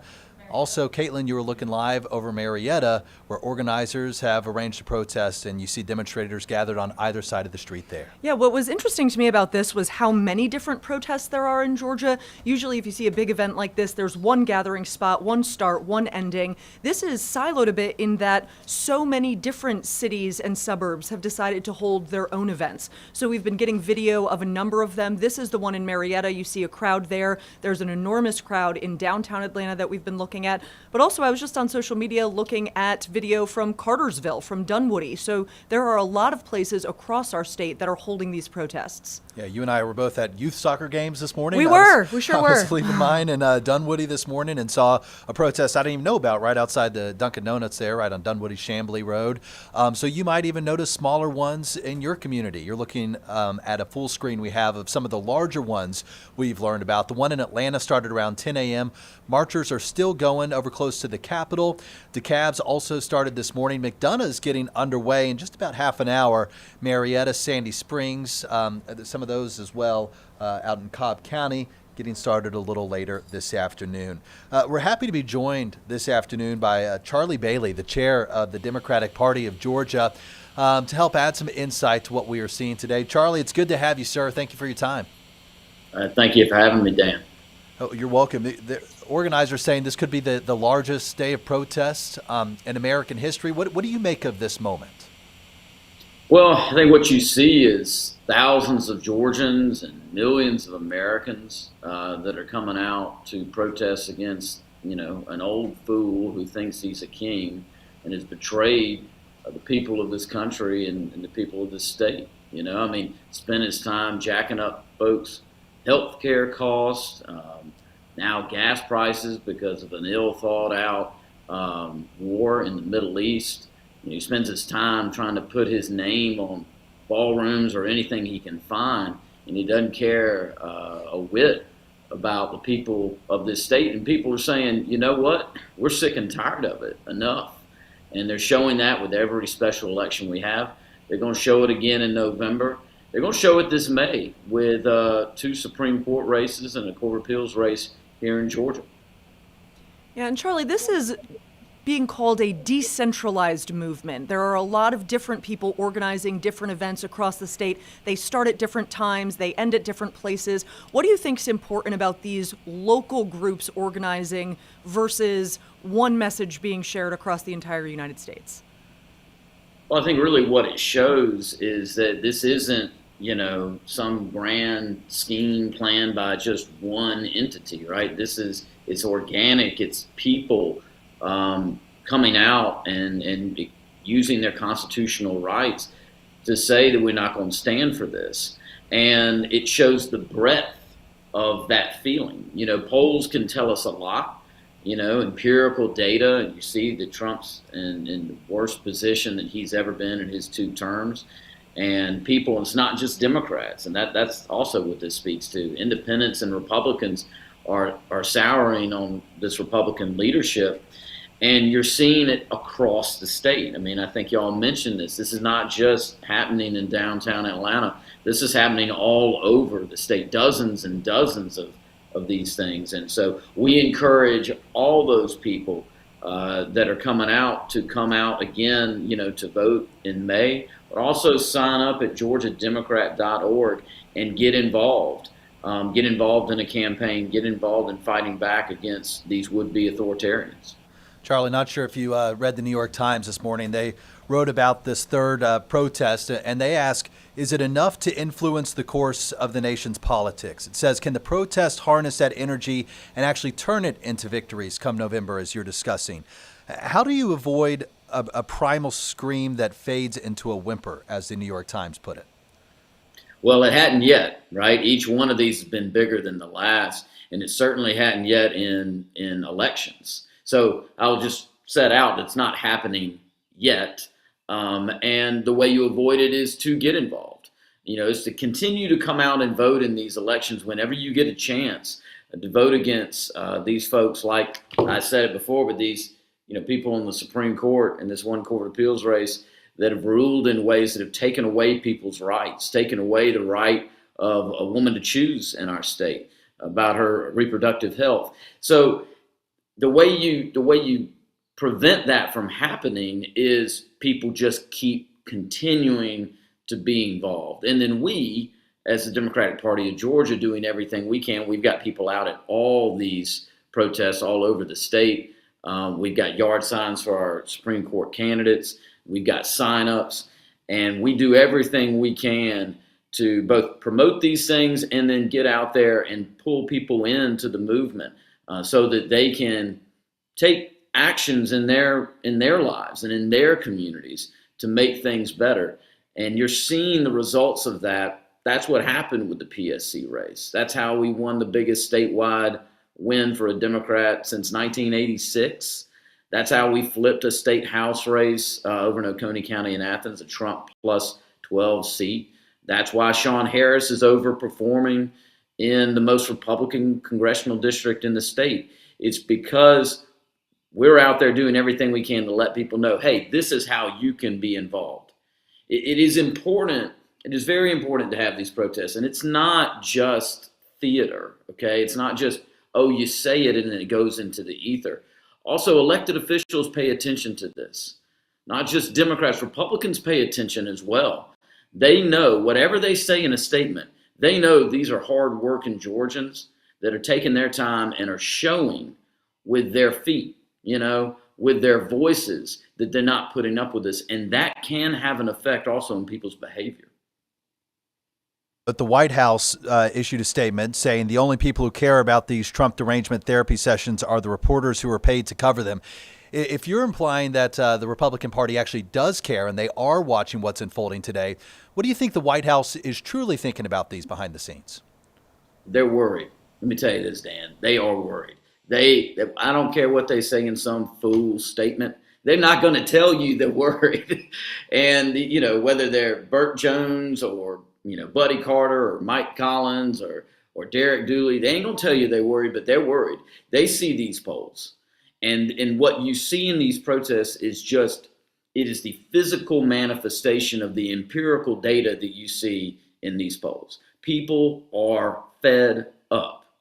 They do not want a government, and in Georgia we've had a Republican government for 23 years. 23 years, and the American dream is less attainable now than it was 23 years ago when they took power.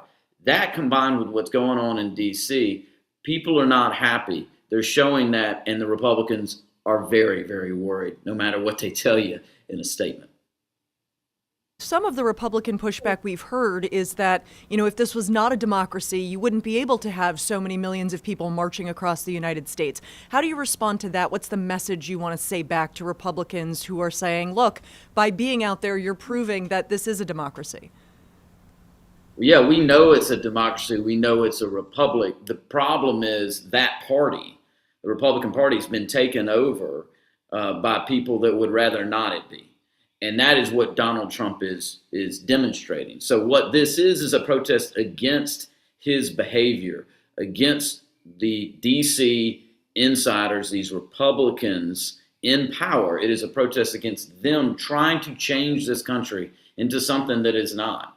And so, yeah, we're well aware we get to vote. That's why people, are coming out to vote. And let me say this. When you've got Donald Trump and these Republicans in the state have gone along with it as well, they can come in and raid the Fulton County, boards of election. This attempt to try to intimidate voters, it ain't going to work. And that's what today shows. People are not going to put up with it. So yes, they're correct that this is still a republic, and we're going to keep it that way. Charlie, if I could switch gears a little and ask you about the war in Iran and how that's changing your playbook over the next few months. Even just a few weeks ago, the stock market was near a record high. Gas prices were in a manageable level. It looked like inflation was being brought under control. But But that's all of a sudden things a little bit different in all three categories. So how does that change your playbook on the issue of affordability that we hear from so many Americans being a key issue this year? Well, it's just another representation, Dan, of the betrayal that Donald Trump has brought to the American people. You know, he said he was not going to write. I think in his victory speech, 2024, he said, I'm not going to get into any wars. I'm not going to start any wars. And now we have our brave men and women at risk in the Middle East. We've already had one Georgia family lose a loved one because of this ill-conceived ego trip. I mean, I don't even know. He can't even explain why, you know, we are putting our men and women who are performing admirably, but putting them in harm's way. And now back home, everybody is feeling the brunt of these rising gas prices. Costs had already been rising across the board. And now Georgians and Americans are dealing with these rising gas prices. It is yet another representation of an old fool that only cares about himself and a political party and the Republicans that only care about him. They don't give a darn about the people that are actually trying to make it. You know, they're trying to build a life that's a little bit better for their kids than the one that they had. And they don't care about those people. And that's what this ill-conceived war represents. It's just yet another example of these people that have been given great power. And with that power, they are enriching themselves, enriching their families, cutting regular folks' health care, and now, you know, got men and women in harm's way and jacking up the cost of gas for every American in this country. It's part of why you're seeing these thousands of people, you know, in the state coming out, tens of thousands of people coming out, and millions around the country. And, you know, when you look at all of those protesters, a lot of it is about visibility. It's about showing those signs, the large number of people marching. But you also brought up gas prices. That is extremely visible. When people are driving down the road and they're seeing those numbers on the roadside billboards, how important do you think it is to keep those issues, that issue of visibility, keeping that in front of people? How important is that as you look forward toward the midterms? Well, we're going to keep organizing around. I mean, their actions are what is causing, you know, the people of Georgia and the people of this country to come out like this. And it's their actions that are causing these gas prices to go up with no end in sight. And so it is our job as a Democratic Party of Georgia to keep talking to good folks like y'all, get the message out that people don't have to put up with this. You know, they get a say in how this is going to go. And I hope folks understand from when they're out at these protests or seeing them on TV that you're not alone. You know, the vast majority of people out there are they're with you, and that this is in your power to affect. Maybe not right this moment, because these people are in offices, but elections are coming. And they have not taken this democracy yet. And you get to have a say. So stand with us, stand with the Democratic Party of Georgia. And this is bigger than just Democrats. You know, I saw a sign in this crowd earlier that was Republicans against tyranny. You ain't got to call yourself a Democrat to understand that the Republican Party ain't for you. And they're not for your family. And we are here. You can join us, and you ain't got to call yourself a Democrat, but join us to elect people to the Supreme Court that actually care about your rights, to our Georgia Supreme Court, and then come November to the legislature, governor, reelect John Ossoff, people that actually care about you and your family. And we're going to keep doing that organizing. And as I said before, you know, get on georgiademocrat.org, sign up, and we'll put you to work to beat back these people that are trying to take your rights. Going to live look at the marchers in Atlanta, looking like a large crowd with several thousand, again, nationwide. They are organizers thinking maybe close to 9 million, with the main flagship one today in Minneapolis set to get underway soon. We do expect to go there live shortly. These large demonstrations have long played a role in American politics, from civil rights, anti-war protests. We saw the Women's March a few years ago, of course, Black Lives Matter. What do you think the history books are going to write about this moment decades from now? I think they're going to say the people of this country recognized an old fool that wanted to be king when they saw it, and they stood up and they said, we ain't having it. That's what I think. And this is a proud country. We have not always gotten things right, but we are we move generally in the right direction. And you don't need a chair of a political party or any politician to tell you that what's going on is wrong. And I think that's what is going to be written. I think it's going to be written that the American people took it in their own hands to keep their republic. You headed out to one of these protests? I thought that was our deadline. We had to get you out the door. What are you hoping to see if you show up at one of these? Well, I'm actually here soon going to head and see our men's national team play a soccer match downtown. But we've got folks all across the state at these, and I've been at protests in the past for these No Kings protests.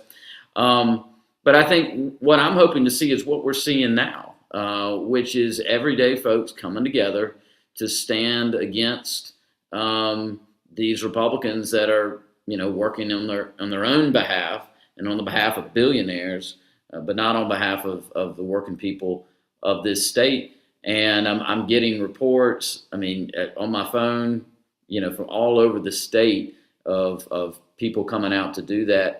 And it's a proud moment to see people in this state. And again, not just in Atlanta, in a lot of small towns. I'm from a rural West Georgia.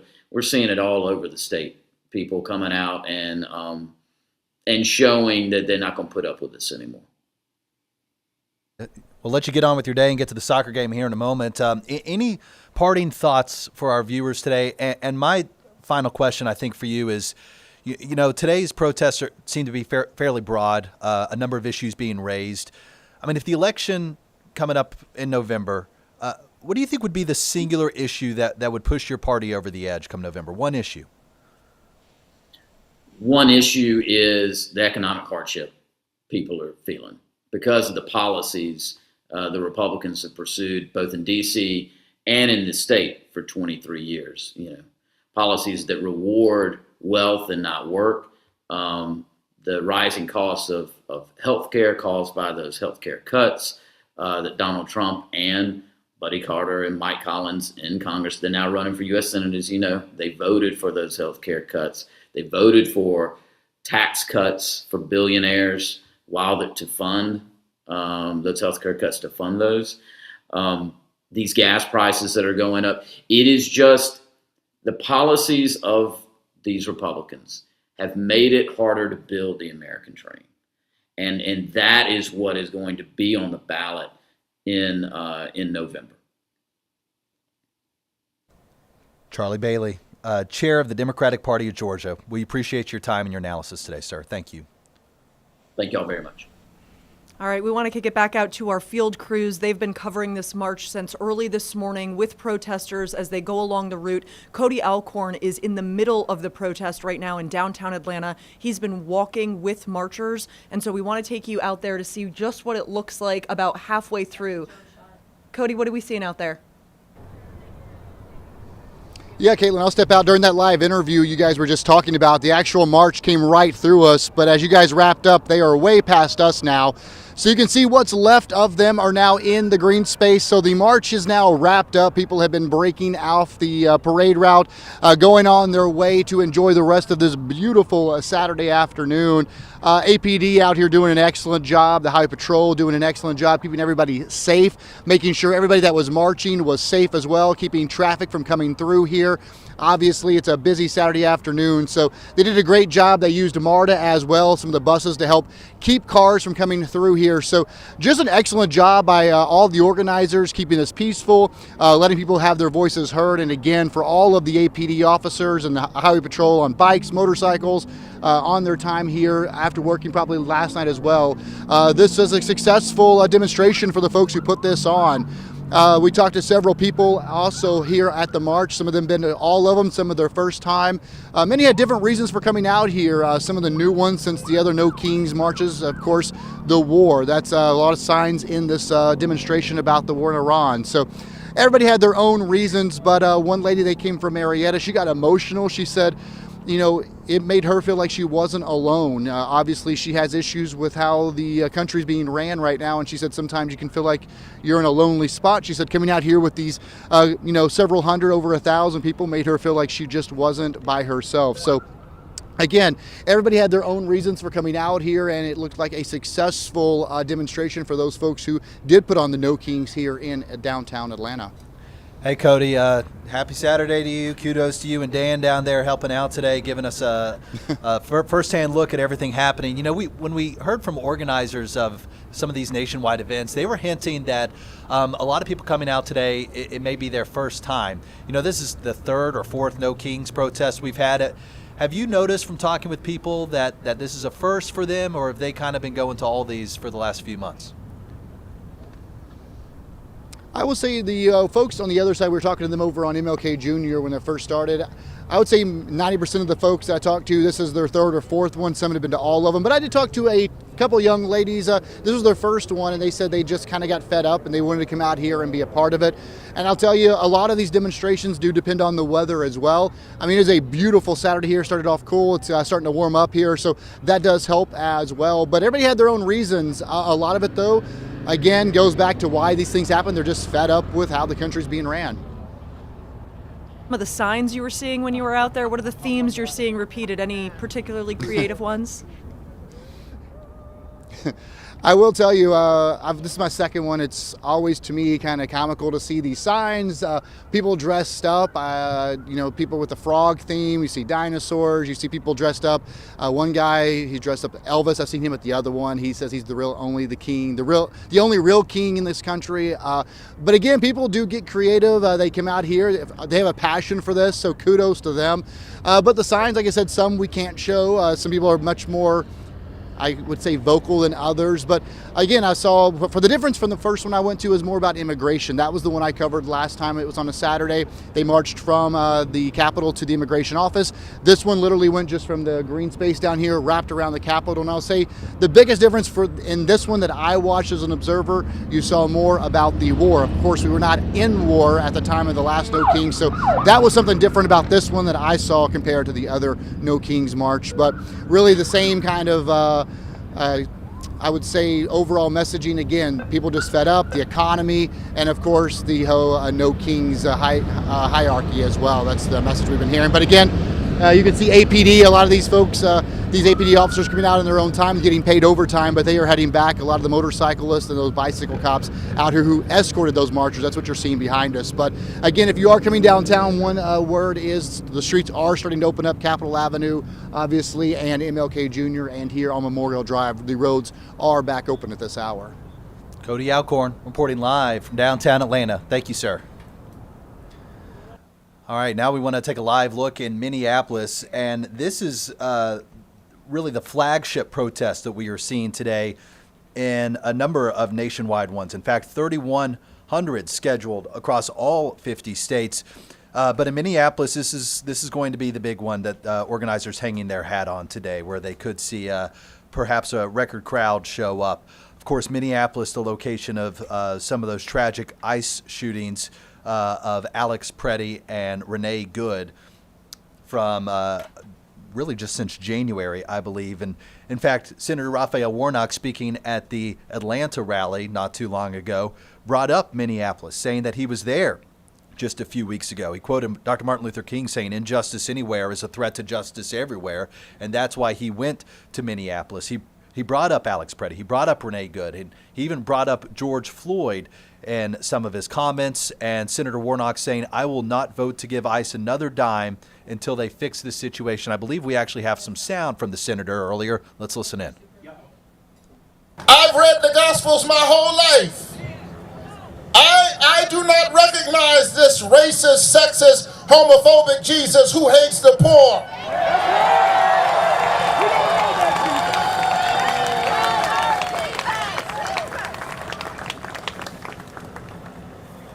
The poor man who rose up and said, I came to preach good news to the poor and to open the eyes of the blind and set the captives free is a victim of identity theft.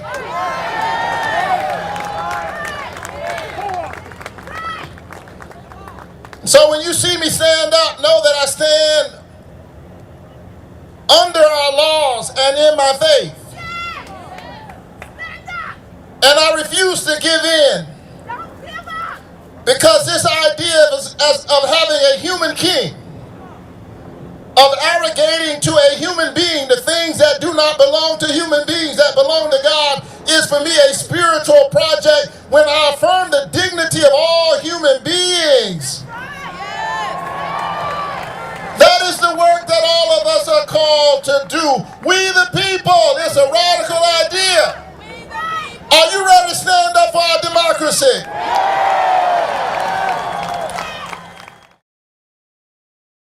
There from Senator Raphael Warnock to a very enthusiastic crowd. That's from earlier this morning. He spoke before that march got underway. There were thousands of people there. We had crews on the scene that were speaking not only with elected officials, but people who were there to protest.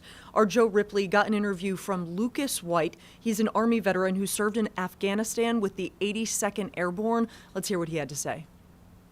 We're just a group of vets out here from all over. We got some 82nd, 4th ID, 25th, everybody. We all, various times in our lives, swore an oath to uphold the Constitution, and this current administration is just not following that at all. So we're out here today to make our voices heard, let them know that the veterans and the military aren't okay with what's happening in the country right now. How do you think this administration is not following the Constitution? Well, I mean, if we just look at recently, we're at war with Iran right now, you know, whether the Trump administration says we're at war or we're done with the war or we've obliterated their nukes or they're 5 weeks away from a nuke, you know. So we're about to sacrifice U.S. soldiers' lives. We're already killing thousands of innocent civilians over in Iran, and that's just within the past month. You know, we've got masked goons in the streets, just grabbing people up, and that's not what we signed up for at all. As a veteran yourself, I mean, you know the cost of war, you know the sacrifices and toll that it takes, not only on you, but your families as well. What's the message you want to send out today as far as showing your support for this demonstration? I would say, especially to all the military people out there, you swore an oath to the Constitution, not the administration. So it is well within your constitutional rights to refuse unlawful orders, and you need to keep that in mind when you're out here being told to go fight in a war with another country or get deployed to American cities. You need to remember that you signed an oath to the Constitution, not to the administration. You've got the American flags here. I can't help but think this is the 250th anniversary of the founding of this country. What do you believe its legacy is and can be? I grew up being told that America is the melting pot of the world. It's our diversity that gives us strength. And right now we're attempting to decrease the diversity in the country. So what we're doing with the flags is we're taking it back. You know, you've got a lot of the conservative party that they claim and shout patriotism, and they'll wave the flag while doing everything that this country doesn't represent. So we're flying the flags today. We've got, oh goodness, 25 of them that we'll be passing out, and we're taking the flag back. All right, that is an Army vet who served in Afghanistan with the 82nd Airborne, Lucas White, who joined thousands of folks this morning in downtown Atlanta for the No Kings March here. A number planned nationwide and, of course, around the area as well. The one in Atlanta pretty much wrapping up. It was slated to go until 1 o'clock this afternoon, started around 10 o'clock this morning there at the Memorial Park Greenway, where you're looking at some aerials from earlier today. And then they marched over to the Capitol grounds and then marched back, many dispersing at that point after leaving the Capitol grounds, and many now packing up and going home. Huge presence by Atlanta police out there and Georgia State Patrol dealing with these crowds. Caitlin, I know you've done a number of stories with law enforcement. You know, whenever you have to manage a crowd of this size, several thousand people, I'm sure they are all just breathing a sigh of relief that it was a peaceful day and everybody seems to be going home, that they had their voices heard, and now it's on to the next thing. Yeah, and organizers were really specific about that. They wanted to make sure everybody stayed peaceful. They even put out some guidance about how to engage, especially if there were people from the other side who were forceful in their opposition. They were very clear to say you stay respectful, no weapons welcome, keep the discourse really civilized. I thought it was interesting. We heard earlier from an organizer who said she was looking to welcome in people who may have been President Trump voters in the past. She wanted to welcome new voices into the fold and make sure that they were hearing from everyone. We did get a statement from Atlanta Police saying that there's a long history of, civil disobedience, protest, but they wanted to keep it really buttoned up. They wanted to make sure that there was no violence, there were no incidents. And that's exactly what happened. Earlier, we were watching a live shot from Cody Alcorn. You could see Atlanta police. They were going past him in the background. And Dan, I know you have a statement from Atlanta police right here. Yeah, it says the Atlanta Police Department remains steadfast in our duty to safeguard the constitutional rights of all, including the right to protest and assemble peacefully. The Atlanta Police Department asks all participants to exercise their rights responsibly by remaining peaceful and complying with all applicable laws and lawful orders. That statement, of course, being issued before today's events began, and by all accounts, protesters listened, they made their voices heard, and it was largely, from all accounts, a very peaceful protest this morning in downtown Atlanta. And now a number of protests continue nationwide, including Minneapolis, where you are, I believe, taking a live look right now, many gathering at this point. You know, Caitlin, we had the Democratic chair, the chair of the Democratic Party of Georgia join our show for some 20 minutes talking about a number of issues that concerns him right now and people who have gone out to these demonstrations today. We're going to be joined by his Republican counterpart here shortly, we do hope. It's going to be interesting to see what Josh McCoon of the Georgia Republican Party has to say about today's events and how they are viewing things going into a very, very important midterm. Yeah, we did get a statement from the White House basically blowing it off, saying nobody cares about these Trump derangement syndrome therapy sessions. We also got a statement from the young Republicans, thanks to anchor Faith Jesse, and that man said that the fact that people can come out and protest just proves that this is a democracy. So we did hear from Charlie from the Democratic side about that. He said, yes, this is a democracy. We are going to keep it that way. He wanted to make sure that people could continue to protest. And so you are hearing a lot of back and forth on both sides of what is a very contentious political environment right now. I think the fact that so many people are focused on make this peaceful, don't make this violent, make sure that we stay peaceful. I think that just speaks to how ratcheted up the dialogue is on both sides of this. You just hear so much passion, so much intensity, and we heard that from the people who our crews on the ground were interviewing today. There was a lot of passion here on both sides of this. Things that are kind of changing the playbook right now, affordability when it comes to gas prices, and also the war in Iran, another Middle East conflict that the U.S. finds itself in. Originally, it's expected the war may take 2 to 4 weeks of the U.S.'s time. We are just wrapping up week 4 now, might even be week 4 today. And Caitlin, when we had Charlie Bailey on, and I said, is there one issue that you think would push Democrats over the edge in November? He said economic hardship. Yes. The economy, typically something Republicans can, hang their hat on. It's going to be interesting to see how Mr. McCoon responds to that when we have him on here very soon. But we know voters vote with their pocketbook, and it's something that people are feeling nationwide. Yeah, I think when he brought up gas prices, that had everybody in here nodding their heads because we see it so often. It's just inescapable. As the gas prices rise, that hits people immediately. Every time they fill up the tank, they're thinking about it. It's harder to conceptualize a conflict in the Middle East, or even, do you compare your grocery bill from last month to this month? But if you're seeing those gas prices every single time you drive by the pump, it's really hard hard to ignore that. And I think Charlie spoke very frankly about visibility and how seeing that every single day brings it to the forefronts of people's minds. I thought it was interesting when we were talking to Cody Alcorn earlier. He was saying the last time he covered one of these protests, it was all about immigration. Speaking of visibility, those signs, they were all about ICE and justice and immigration policy. Now he said he's seeing signs about the war in Iran, the conflict in the Middle East. He's seeing signs about affordability and gas prices. So it's interesting that the No Kings title has been on all of these gas prices, but we're really seeing the focus move here. And so it'll be interesting to see what Joshua McCoon has to say about the affordability angle, because I do think we're seeing more and more of that. And you are looking live right now over, I believe, Philadelphia from KYW, showing some aerials there. Thousands of people gathering at least 40 No Kings protests slated to take part there in Philadelphia, including a major one, no doubt, that you're seeing downtown. Yeah, and we are very grateful for Josh McCoon joining us right now, Republican who has been a friend to 11 Alive, making sure you always talk to us about all of the important issues. I just want to get your big picture take on these No Kings protests first. Sure. First of all, the title is just ridiculous.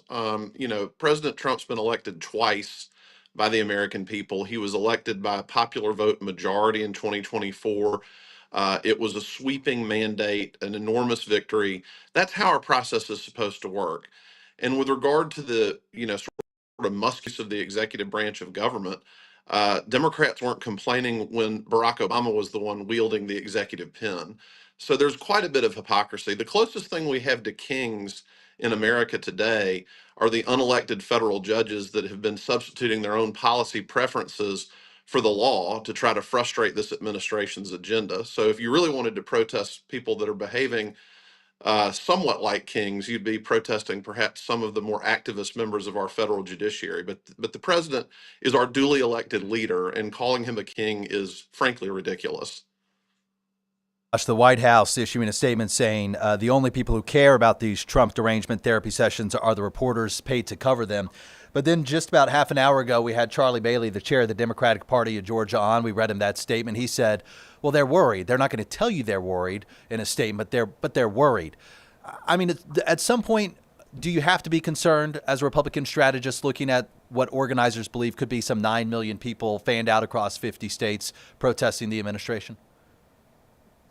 No, I mean, the left is famous for hiring rent-a-mobs. We saw some at the Atlanta airport last week to distract from Senator Ossoff's colossal failure to take care of our TSA agents, because he cares more about illegal aliens, frankly, and keeping the border open and having fentanyl flow into our country.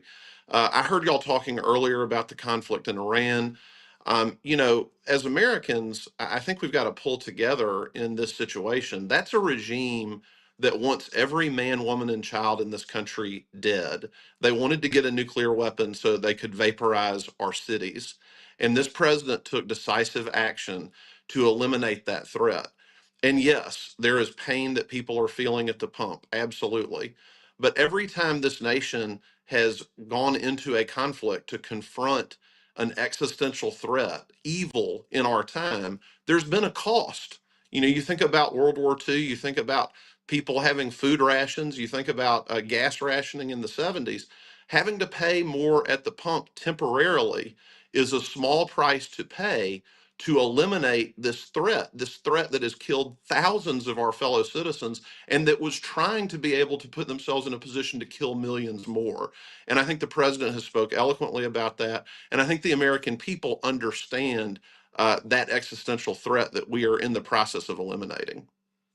For the last No Kings protest here in Atlanta, we heard our reporter Cody Alcorn say a number of the signs were about immigration, they were about ICE. He says that has really shifted now to affordability and the war in Iran, specifically about affordability. How do you think Republicans counter that message, even though, you made powerful points about the Iranian regime and the horrible human rights issue there that was taken care of, but how do you bring that message of affordability home to people who might not pay attention to a conflict in the Middle East, but they are paying attention to the gas price on the billboard?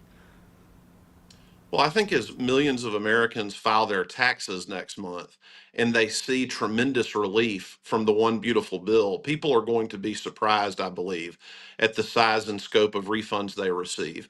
The elimination of tax on overtime, the elimination of tax on Social Security benefits, the elimination of tax on tip income. And remember, every single Democrat, including John Ossoff and Raphael Warnock, voted against that relief that is targeted at service industry workers, relief that is targeted at our seniors. And so I think as people see that, they're going to understand, and we're going to have a lot to talk about in the coming months about which party's really concerned about your bottom line. Yes, we are experiencing a temporary increase in prices at the pump. I believe that that is going to be temporary as the issue in Iran gets resolved. And I think by the time we get to the fall, what people are going to remember is the tax relief this administration has delivered, the wins they've delivered over and over again, the Trump accounts, the opportunity, historic opportunity to invest in our children's future by providing $1,000 contribution into the stock market right at birth. That can grow into six figures by the time that child reaches 18. There's some truly historic policy wins that this administration and the Republican majorities in Congress have delivered. And that's what we're going to continue to talk about. When you talk about affordability, we're talking about how Republicans have put more money in the pockets of the average American. Josh, interestingly enough, when we had Mr. Bailey on half an hour ago, I asked him what would be the one issue that could push the Democratic Party over the edge come November. And he said economic hardship. So I posed the same question to you. What would be the one issue that would be a winner for Republicans in November? Look, I think that voters in the last several election cycles have rewarded the party that is the party of common sense. And the Democratic Party has shut down the government repeatedly because they have put illegal aliens over average Americans. There was that iconic moment in President Trump's State of the Union speech earlier this year where he called on members of Congress to stand up to say that they're with the average American over illegal aliens in this country. And not a single Democrat in that chamber stood up, including John Ossoff and Raphael Warnock. And I think more and more Americans are waking up to this reality. Republicans are about common sense solutions to the problems facing the average Georgian. Democrats are beholden to a very small, very left-wing cabal that has taken over their party and that has paralyzed them from offering real solutions. You only have one senator in the entire United States Senate, John Fetterman, who says it's more important to pay TSA agents than to open our border. And that kind of party just is not going to be successful in November. That's the job we've got to do, is reminding the American people relentlessly who's for them and who's for the illegal alien population in this country. Do you say a small population, or a small group of people, but we're seeing across the United States today could be 9 million people turning out to this protest. What do you say to those type of numbers, that many people who are raising concerns about this administration? Look, we've seen this over again. These No Kings protests are an extension of the Democratic Party. In terms of a national election in this country, President Trump had, I think, over 50 million people vote for him nationwide in the presidential election. I know we had over 5.5 million people participate in the presidential election just here in Georgia. So, however many people turn out, and we play these numbers games every time about how many people are actually showing up to these things, how many of them are being paid, where is the organization coming from, where's the money coming from? We could debate those questions. But does a protest in March tell us anything about what the election result's going to be in November? Absolutely not. Josh, how do you unite your party? You mentioned the left-wing cabal. How do you unite GOP come November? Because, with the war in Iran, you have this famously anti-interventionist side. You got the Nick Fuentes, the Tucker Carlsons. How do you get them to vote red while also getting MAGA coalition together and maybe just some traditional conservatives who wouldn't fall into either camp? Yeah, so I think, number one, I think the Iran conflict is going to be in the rearview mirror by the time the November election is approaching. So I think to the extent there's any dissension within Republican ranks over that, that will be behind us. I think the great uniting force in this coalition is President Trump. President Trump has been able to bring together traditional conservatives. He's been able to bring people really from the Democratic Party that were motivated by the Maha movement and Secretary Kennedy. He was able to bring together more libertarian-minded voters. I think he is going to maintain that coalition because, again, the Democrats are not offering any solutions. They are not telling you, here's our answer to this problem or that problem. They are inventing these problems that are primarily articulated by left-wing professors in ivory towers that almost no one in this country cares about. What people care about are the issues we've been talking about today. Being able to take care of your family, having a good time. I mean, here in Georgia, we've had 13 years in a row of being voted the best state to start a business, the best state to do business. That didn't happen by accident. It happened because you put adults in charge who are interested in common sense policies, keeping taxes low, keeping regulations sane, staying out of the way of the average so they can pursue their American dream. And I believe that that vision, as articulated by President Trump, is inherently uniting. And I think you'll see Republicans come to between now and November rallying under his banner. Appreciate your time. Thank you so much for bringing this perspective to us. I think it's so important to hear from both sides, and we really appreciate you coming on the live stream and chatting with us. Thank you, Josh. Thank you so much.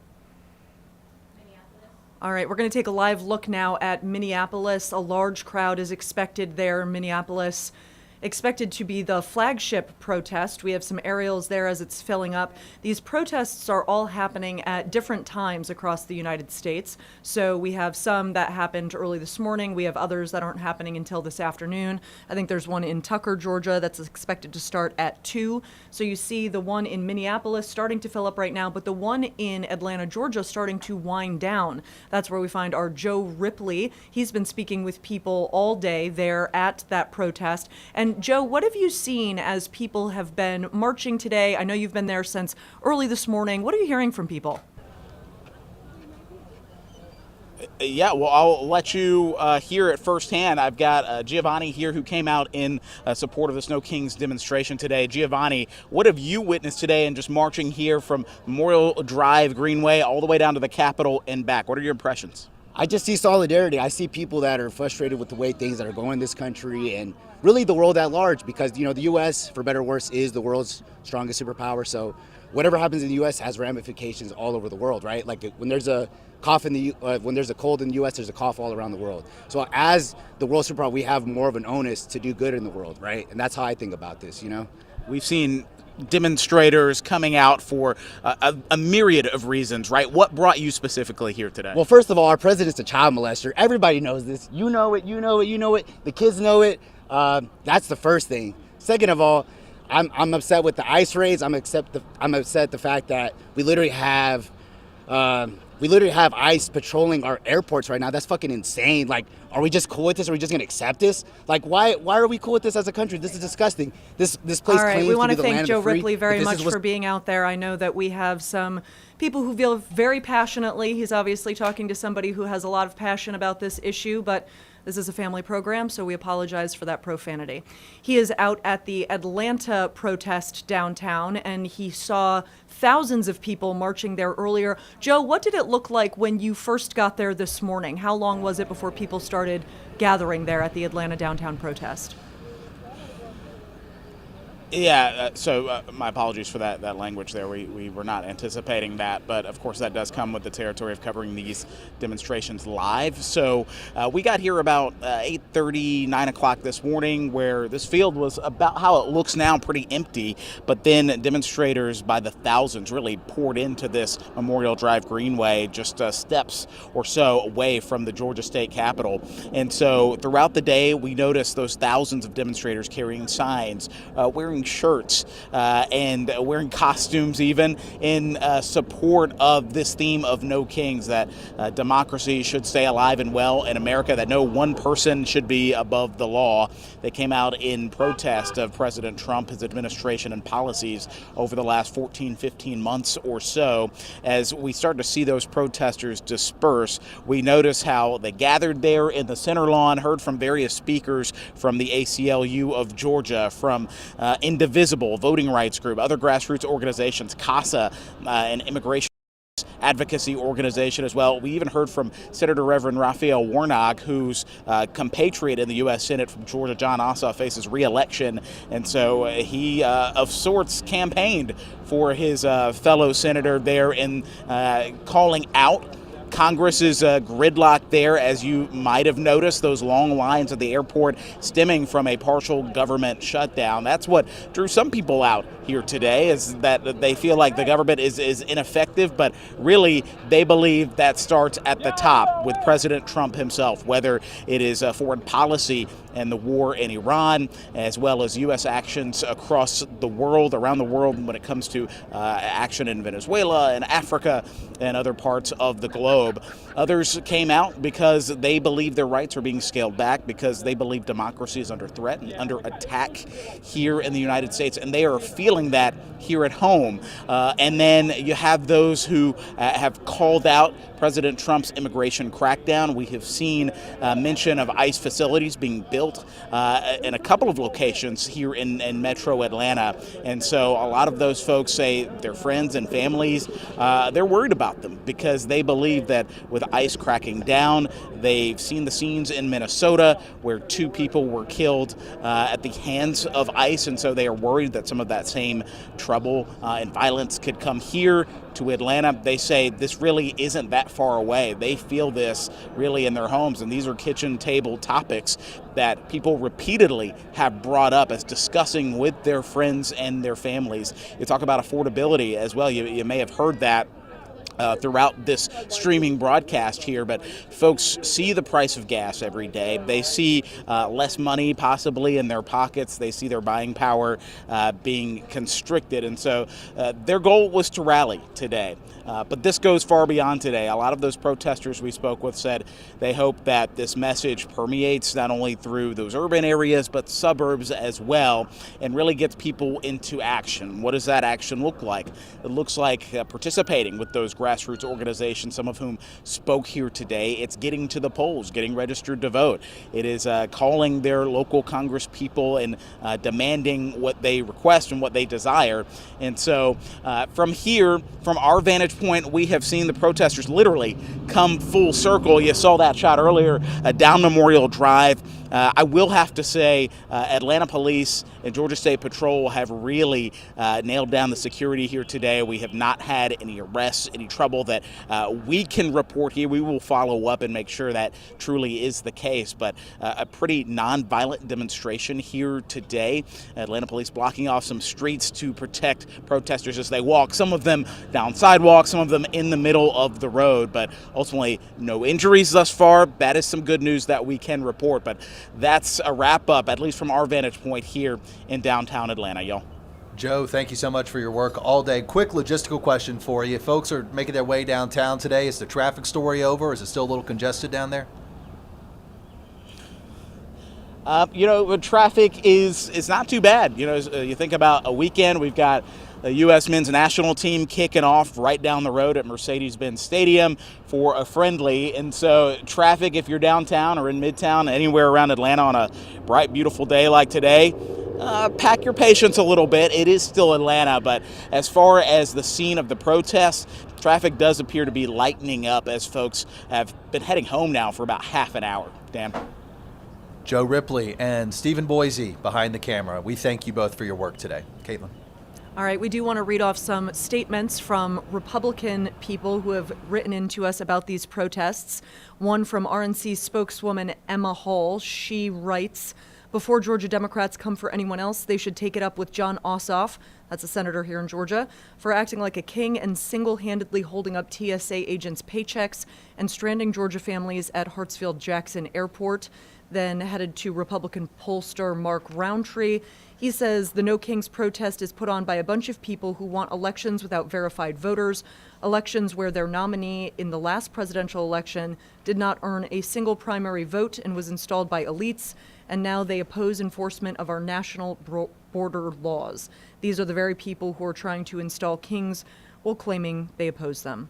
So very passionate on both sides of the aisle there. I think it's important that we bring perspective and share both sides as millions of people come out here for these No King protests. You have people on the Republican side pushing back very hard against what these folks marching are saying. So both perspectives here. And happy to bring you perspective with some live interviews in the last hour, too, from the chairman, from both the Democratic and the Republican Party, getting their thoughts and analysis on what we are seeing unfolding today, on what organizers of the No Kings protest believe could be the largest single day of protests, more than 3,000 events scheduled nationwide, including the flagship event in Minneapolis, where you just saw, and a large one in Philadelphia right now, where organizers gathering in the streets outside of a stage there. This is the third mass mobilization since Trump's return to the White House. And Caitlin, that one in Atlanta has just wrapped up, but there are a number of other events going on around Metro Atlanta today. Right, exactly. So right now going on from 1 to 3, the Marietta Square, we had some footage of that earlier. No Kings in Smyrna is happening from 3 to 5 p.m. today, and then the protest in Tucker will be happening from 3 to 6. So a lot of different events, and organizers of No Kings have said this is a decentralized movement, and so that's why you're really seeing the different times, different start and ends, different places all across the United States. We are monitoring the event in Minneapolis, Minnesota. That's expected to be the flagship event, people gathering there now. A number of people expected to speak. That one is going to go all afternoon. If you want to watch any of our previous coverage of this morning's events, you can watch those on 11 Alive Plus, also on our YouTube page and Facebook, where we've been streaming live with you all morning long. And through the early afternoon. We certainly thank you for joining us today. And Caitlin, I'm sure more coverage coming up on our newscast tonight. Yeah, absolutely. Please stay tuned, and thanks for joining us.